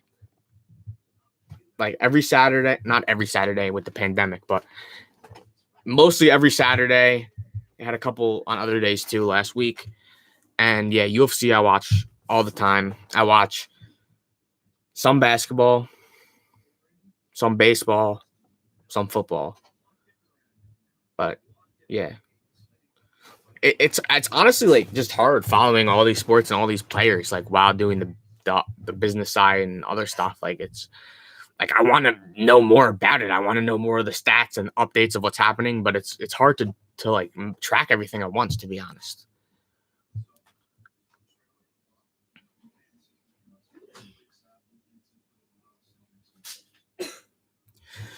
What do you think about the legends? Well, I assume you're talking about. Sounds like you're talking about basketball there because you said Stockton and um for any sport. I'll say this for any sport, the legends, the OGs, the Hall of Famers, whatever you want to say, the top tier, all those are not only are those good long term holds, those are the best long term holds. The modern stuff, the current stuff is gonna be susceptible to going down because the populations are high and a lot of these guys are very early into their career, and as time goes on, it's gonna fade a little bit.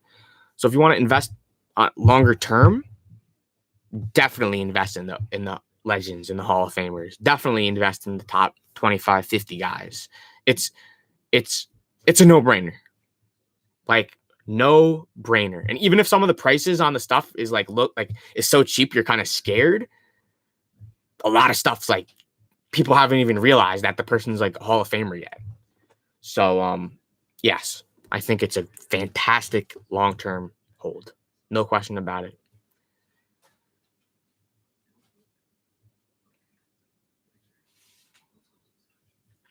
In terms of collecting, what's your favorite product? What do you mean by that? You mean like Prism, Mosaic, or you mean like a specific card?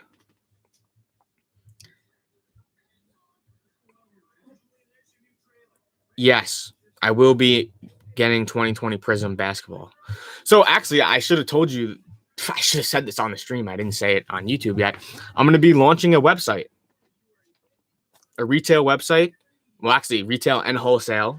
And you can also sell your cards to me through the same website.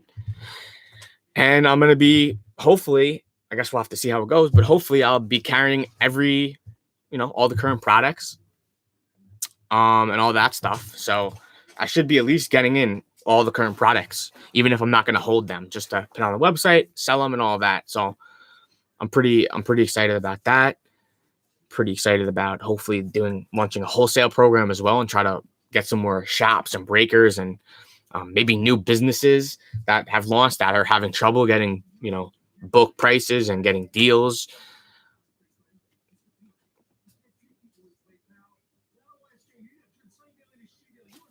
There's 30 people. No one's hyped. I'm launching a website. Come on, man.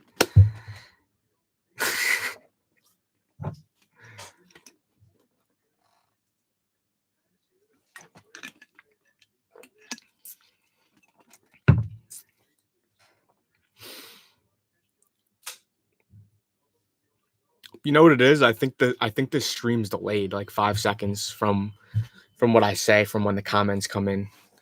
Because now there's mad comments. All right. The Prism football investment's already paying off, but what do you think the NBA hoop blasters will go up? Guys, don't get spooked because when a product that's still restocking goes down a couple bucks or stays flat, you're not going to see it go up until it stops restocking. Period. So it's still restocking. I thought it would be done, but obviously there's still some small in-store restocks going on. So once that restock stops, once a couple more 2020 NBA products come out, all that 2019 stuff is going to go to the moon. There's no reason that Hoops premium blaster shouldn't be $100 plus. Like, I just don't see how that. I just don't see it happening. I don't see it being less than that. I'm saying. I have a Prism 2020 Drew Brees silver that I'm holding on to. Raw market's 400 plus. Well, if it's a good condition, you should send it out. Send it to PSA for sure if it's in good condition. Post office man just dropped off NFL Prism and NBA hoops.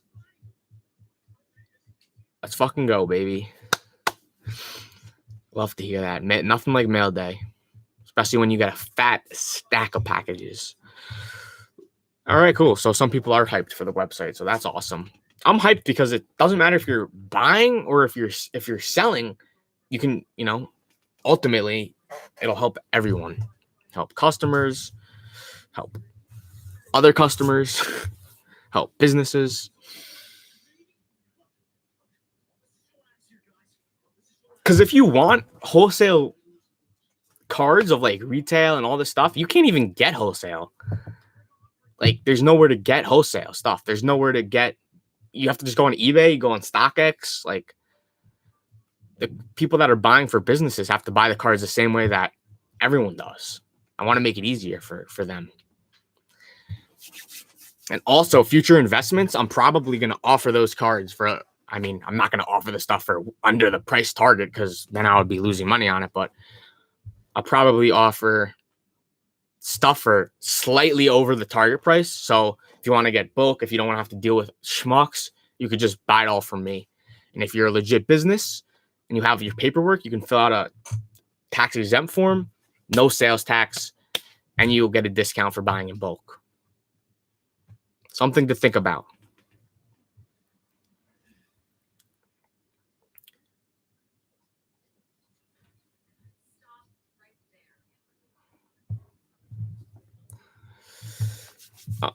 You're the reason I've invested almost $3,000 into Prism and Hoops Premium. Thank you. I love getting those comments. Thank you for watching the video. I made the video, but you found it and you followed it and you executed on it. So that's the most important thing. So thanks for trusting me, and hopefully you continue to hold.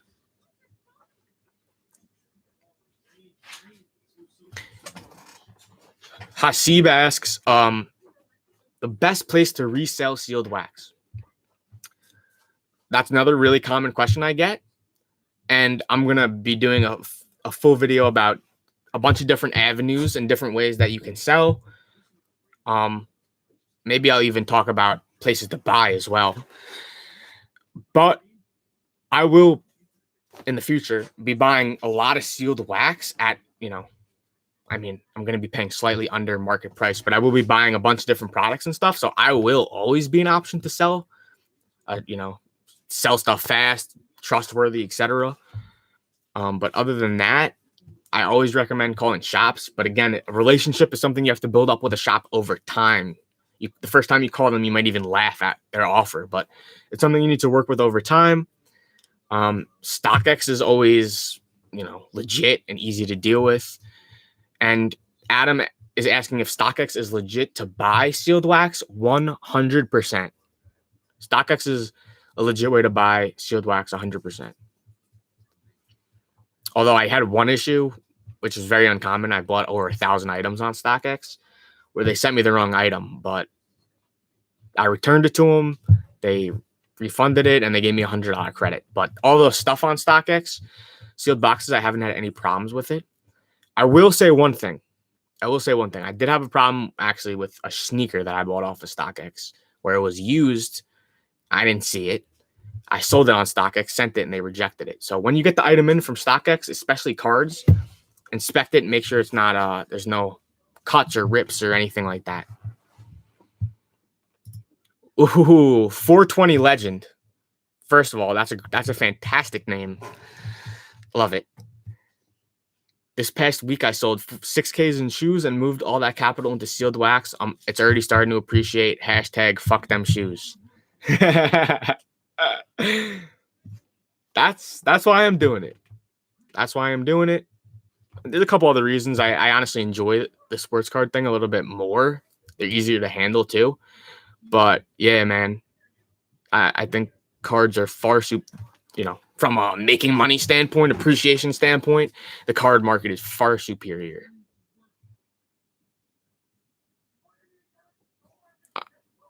And another person says that I'm the reason that he invested $8K into Hoops Premium and NFL Prism. I love it. I'm really excited to see when everyone sells and see how much everyone makes and see those messages. But I'm looking forward to bringing more investments and some good ones. Hopefully, I'm trying to do a lot at once here. So awesome.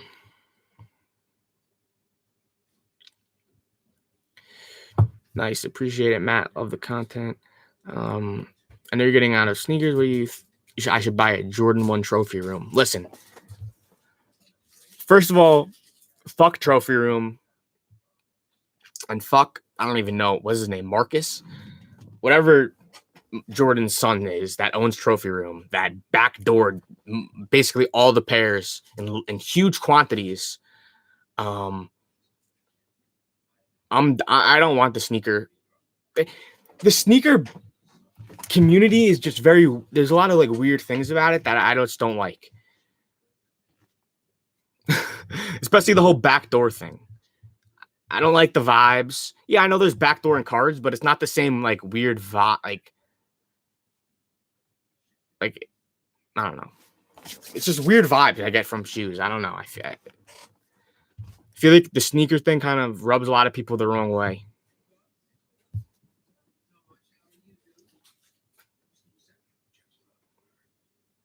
I find the card community a little bit I was gonna say nicer, but now I'm thinking about all the comments I've gotten of people telling me that they hope I lose all my money and that you're ruining it for the kids, man. The kids can't get cards. I don't know. There's always going to be people like that, though. The fees are kind of high on StockX. Listen, the more reputable places generally have higher fees. eBay is just a shit show, man. People can cancel on you. You can cancel on people. They can return stuff that has no problem. They can open stuff, destroy it, return you an empty package, and you're still liable to pay. There's all these things that they could do on eBay that can screw the buyer and screw the seller. And it's like, you really need to be careful. It's like very frustrating to deal with eBay and StockX. You don't have to worry about people trying to cancel on you or trying to return. You can't cancel. You can't return. So the fees equal peace of mind. That's how I look at it.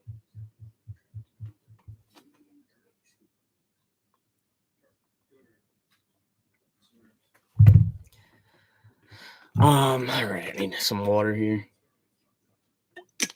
All right.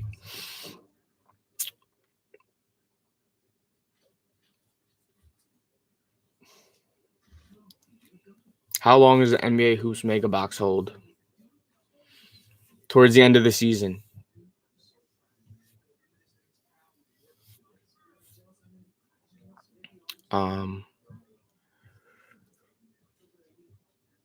No, it's not too late to invest in Sealed Prism. I should make a freaking FAQ page, by the way. People ask the same thing, huh? Yeah, it's not too late to invest in NFL Prism. Listen, let me tell you this: the best time to invest in it was yesterday, right? The second best time to invest in it is today. So if you want to buy it today. And I'm not even like lying about today. The Super Bowl is on Sunday. Okay? The season's about to end. You got to buy it today if you want to buy in. It's that simple.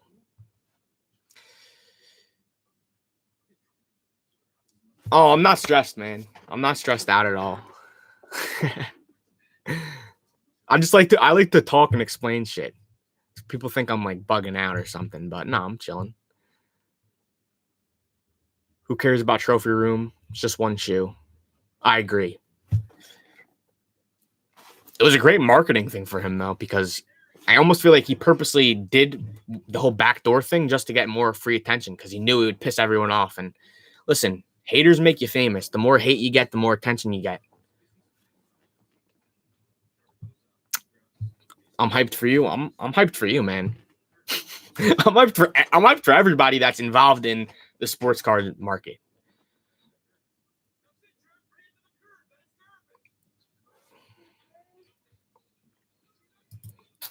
I don't give a shit if the kids can't get cards. Hey, man, I agree. FTK.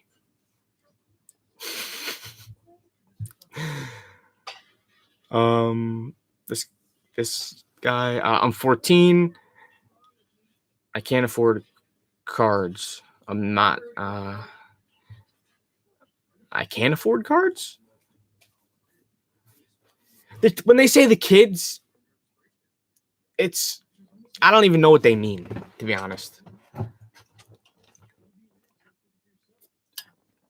Like, there's low end stuff that you can get for like cheap, but of course they don't want low end. They complain about it being too expensive, but meanwhile, the only reason the kid wants to open the box is because they want to pull a card worth money. Don't you see the irony with that? Don't you see the problem with that? Is that they want to reap the reward of pulling an expensive card, but they don't want to pay the price of paying more than they think is fair for the box. Which doesn't check out. Yeah, on the NFL Prism, it says on the box. Let me pull it up. I believe it says on the side of the box. One says disco. I'm pretty sure, and one says laser. The two different types of blaster boxes.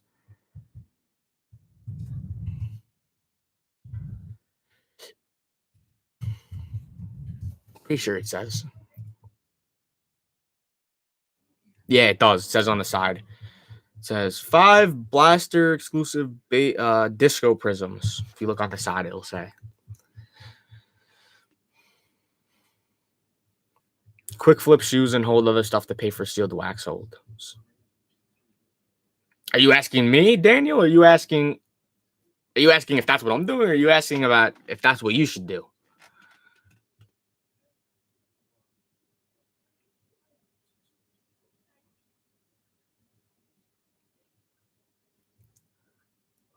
Hey, man, if you're making $20K a month, then you're making more money than me. So that's fucking crazy. Good for you. Keep it up.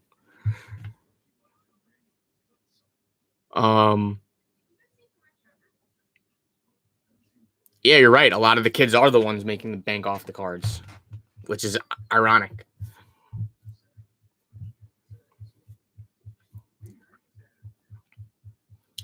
So I'm not going to be doing quick flip shoes. I'm not going to be doing shoes at all.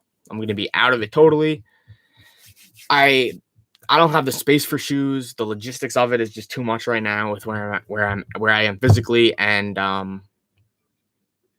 it's just not. I don't know. I've done brick flipping, and I've made some money off of it and stuff like that. But I'm just not into it.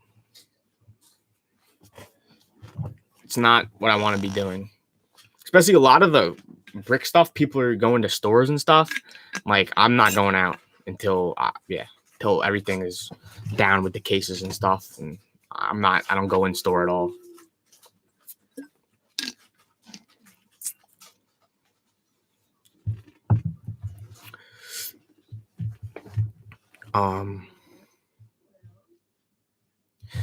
Listen, you guys that are younger, like, it's like amazing that there's a community that you could go to. Because I'm not even that much older. I'm 23. But when I was like 13, 14, there wasn't a community. Everyone was like, I was just weird. Like buying, selling shit and like school and online. And it was just like, it was weird. And I didn't have anyone to really talk to about it. I didn't have anyone to consult, bounce ideas off of like that. It was like just me, basically. So like, it's great that you guys have that now with Discord and sneaker Twitter and all of that stuff.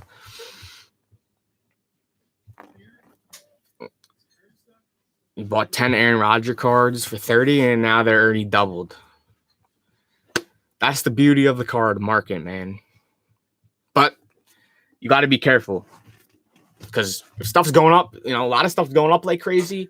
There's always possibility of stuff going down. Like, for example, specifically, I mean, these are 9s, but specifically mosaic stuff, like base mosaic, like John Zion base, like these 10s, they're going down in price because everyone that had it as that PSA, they're just dumping it.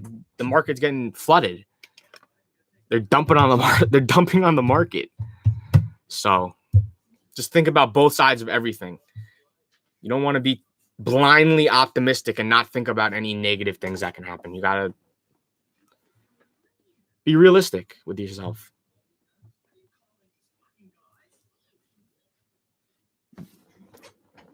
Daniel, I noticed this thing with the shoe market, man. A lot of the stuff, it flatlined. It was stagnant. And then once it got stagnant, a funny thing happened. The price actually went down because people saw it was stagnant. They're like, screw this. I'm just gonna sell it. And a couple undercuts, and next thing you know, the price is down. Like, you can make money holding shoes. A lot of people really know what they're doing.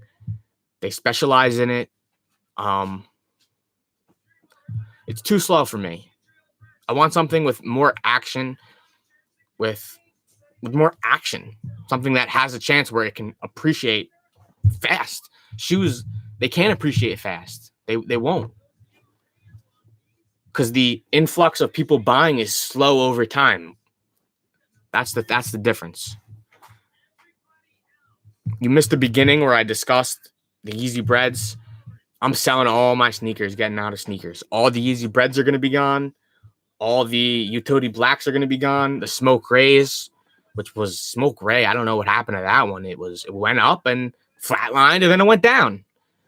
I'm just not a fan of the market overall. And the real money in sneakers is either brick flipping, quick flipping discounted shoes, or if you own a shop yourself. Those are the two biggest opportunities. And I'm not really trying to do either right now.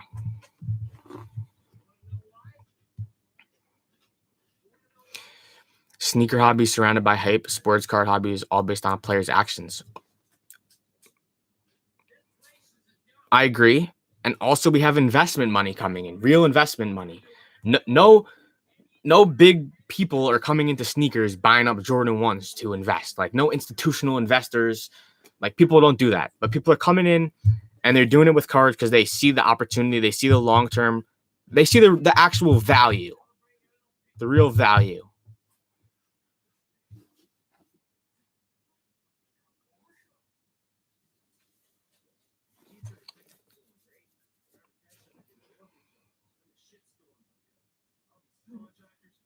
Listen, I made my first YouTube video probably 10 years ago. I should have kept doing it when I started. I'd be big now, but it was, yeah, you're right. It wasn't the same thing. It was underdeveloped. All social media. I still think social media is undervalued at this point. Wow, we're getting a lot of engagement here. So thanks for engaging. Thanks for asking questions and talking. It's almost been 2 hours, so I'm gonna give this thing maybe like 10 more minutes and then I'll shut it off. So All right.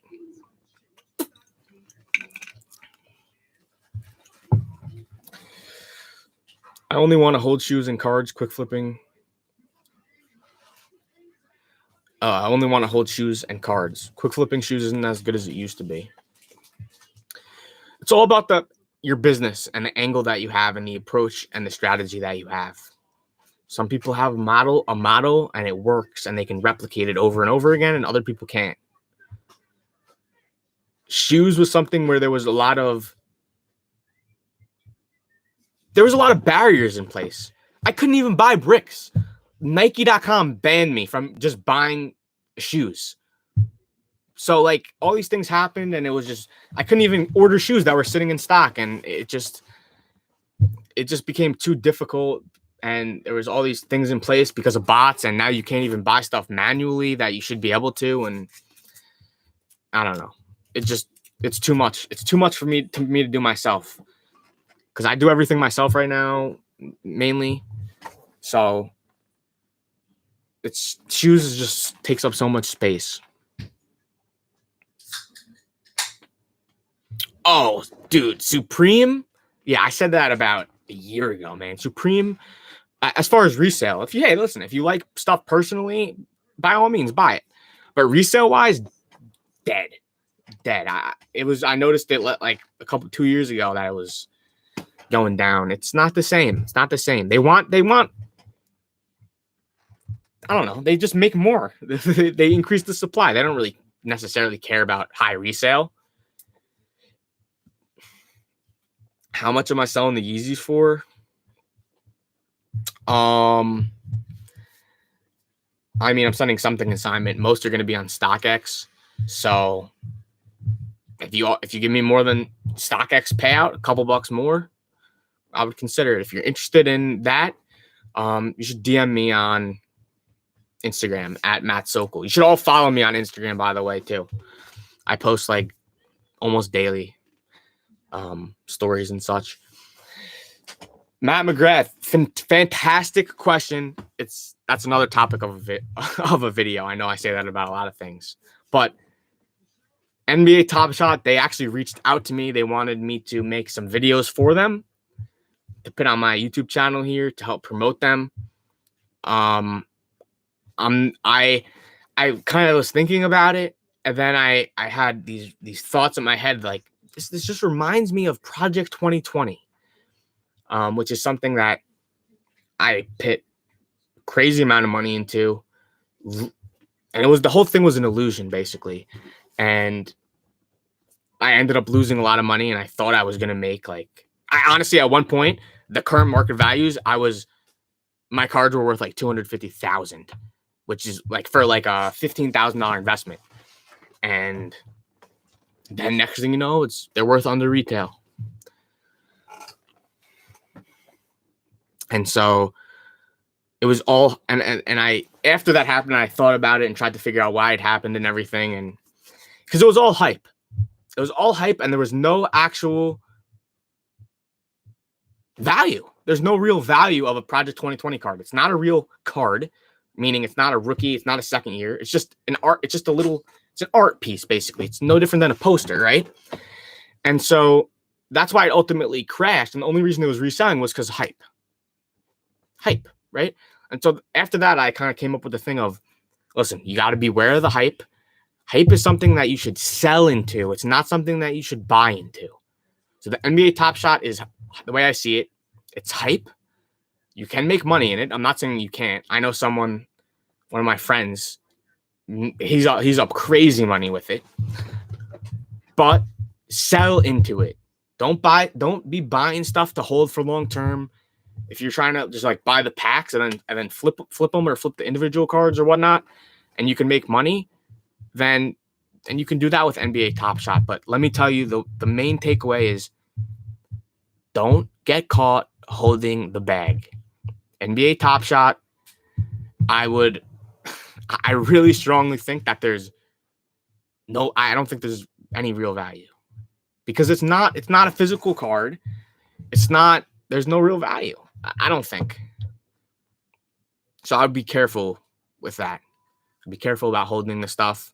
If you're up money, I would just sell it and take the gain and that sort of thing. I would be weary about it because I think a crash is coming, and I think people, similarly to Project 2020, people are going to get caught holding the bag. And Project 2020, I was on the other side of it. Not only that, but I recommended certain cards for people to buy for resale, which was even worse because that was just horrific. And so that's why you can't buy into the hype. You got to think logically. What's the real value of it? Why is it valuable? If it's only valuable because of hype, then there's no real value.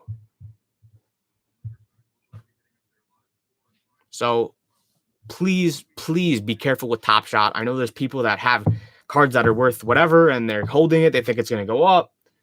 I tried to do that. I missed out on $250,000.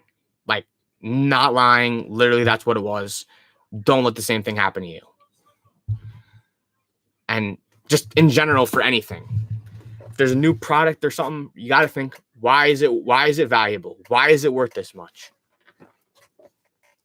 So hopefully there's value in that. That's an important lesson. That was a tough one. What have we got? We got a lot of questions here. Do you think buying raw and grading is the best bet for beginners, or just buying already graded stuff? I think that from a value standpoint, I think you can add more value onto raw cards because you can get them graded and you can add that value. If you're buying it graded already, you're just banking on it appreciating. You're not actually adding any value. You're just banking on it appreciating. However, raw to grade, a lot of beginners, even really everybody, in the beginning, you send stuff that you shouldn't send. It comes back, maybe you'll get some good stuff, but you get some low grades and you're kind of like, what the heck? And over time, you'll be able to tweak it, start noticing more details on the cards and such. But I think raw to grade is fantastic. Yeah, I would highly recommend it. Even beginners, I think it's worth it. I would just say in the beginning, you might get a little annoyed at how much time and attention it takes, but focus on the cards and don't just kind of, pay attention to the details of what you're doing and the cards and all of that. What happened to those bread 350s? I'm going to be selling all of them. And investing the money into cards. I'm not just the breads, all my shoes. I'm getting out of shoes. I'm retired from the sneaker game. I have no plans right now of doing anything with sneakers. In the future, in a couple of months, if there's an opportunity to quick flip, maybe I'll do it. But at this point, I have no intentions of it. Shoes are decent for me because you have no sales tax. Yeah, I was in Rhode Island, which didn't have sales tax on shoes under $250. So a lot of stuff I was fortunate enough not to pay sales tax on. But if you're a legit business, there's ways to work around sales tax, because if you're a reseller and you're a legit business, you have the paperwork, you're filed, there's ways to get tax exempt and such and get sales tax refunds and stuff like that.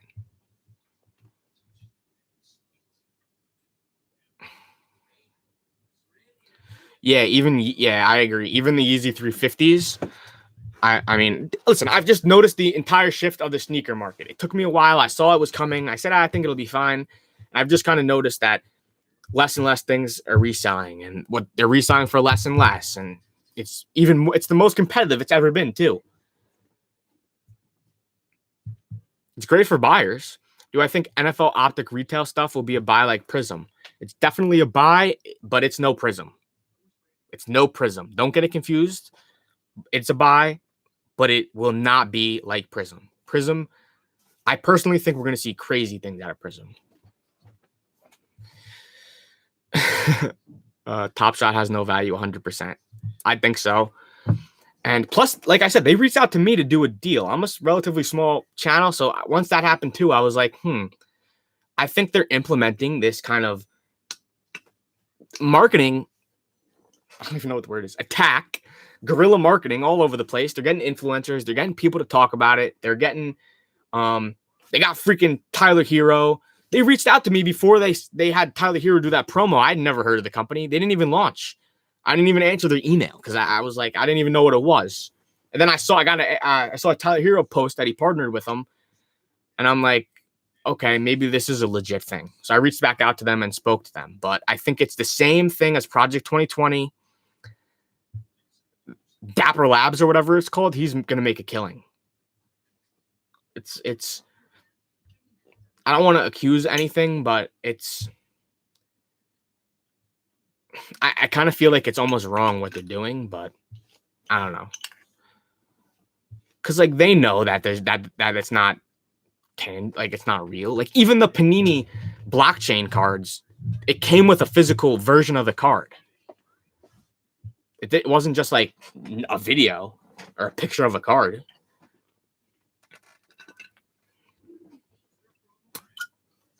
Okay. Let's get a couple more and I'm going to end this here. Anything special that you want to know? If there's anything special about me?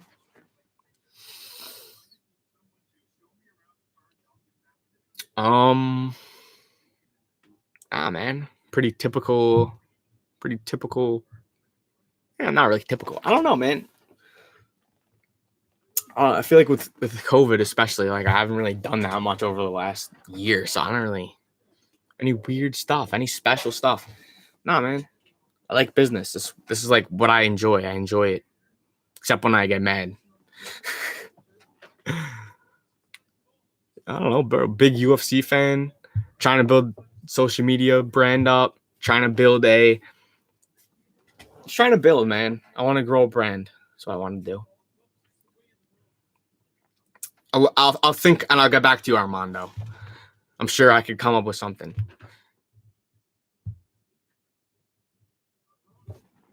I like telling stories.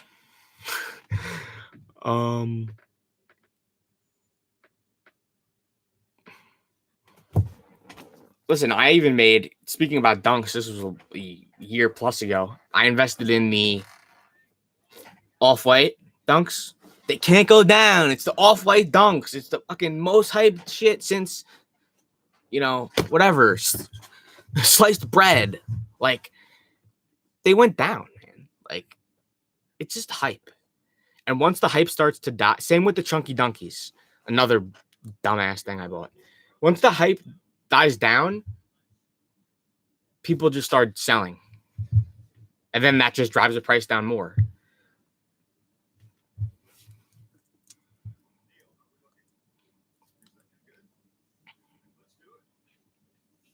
Listen, Bitcoin, very interesting thing. I knew about Bitcoin. I was looking into it before it was a thing. And what I wanted to do originally was I wanted to mine Bitcoin. I wanted to buy all the hardware, set up, like turn my garage into basically like a server farm with all the equipment to do it. But that didn't happen. I don't know, maybe about 6 years ago, something like that. And then recently I kind of rethought Bitcoin about like what's the real tangible value, and it's not real. But after thinking about it more, people are buying into it. This is what it comes down to. Nobody cares about Joe Schmo and what Joe Schmo is doing, right? But once you get legitimate companies, legitimate people to publicly support and publicly put money into something, it automatically gets legitimacy. Once we see the banks are now buying hundreds of millions of dollars worth of Bitcoin, there is something legitimate about it at that point, no matter what you actually think about the premise of it. Because, I mean, that's how I think.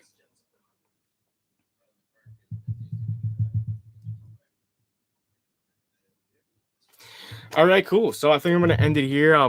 Probably try to do one of these once a week. Hopefully I'll get some more videos up next week as well. Thanks for tuning in. Make sure to give it a thumbs up before you leave. And if you're not subscribed to the channel, definitely do that. Last thing I'm going to address is Are there any articles online about being tax exempt? Yes. Definitely just Google tax exemption and you can read a lot about it. But you need to be registered as a business, and you need to also have a certificate of authority, which is basically a license that allows you to legally collect sales tax. Because for you to get the exemption, you need to have one of those that says that you legally are allowed to collect sales tax. Because if you're not paying sales tax when you buy it, the ultimate user that buys it is supposed to pay the sales tax. And you can get tax exempt on eBay and many websites and many companies and such like that. But okay, I'll catch you in the next one. Thanks for tuning in. I'm Matt Sokol, and stay good.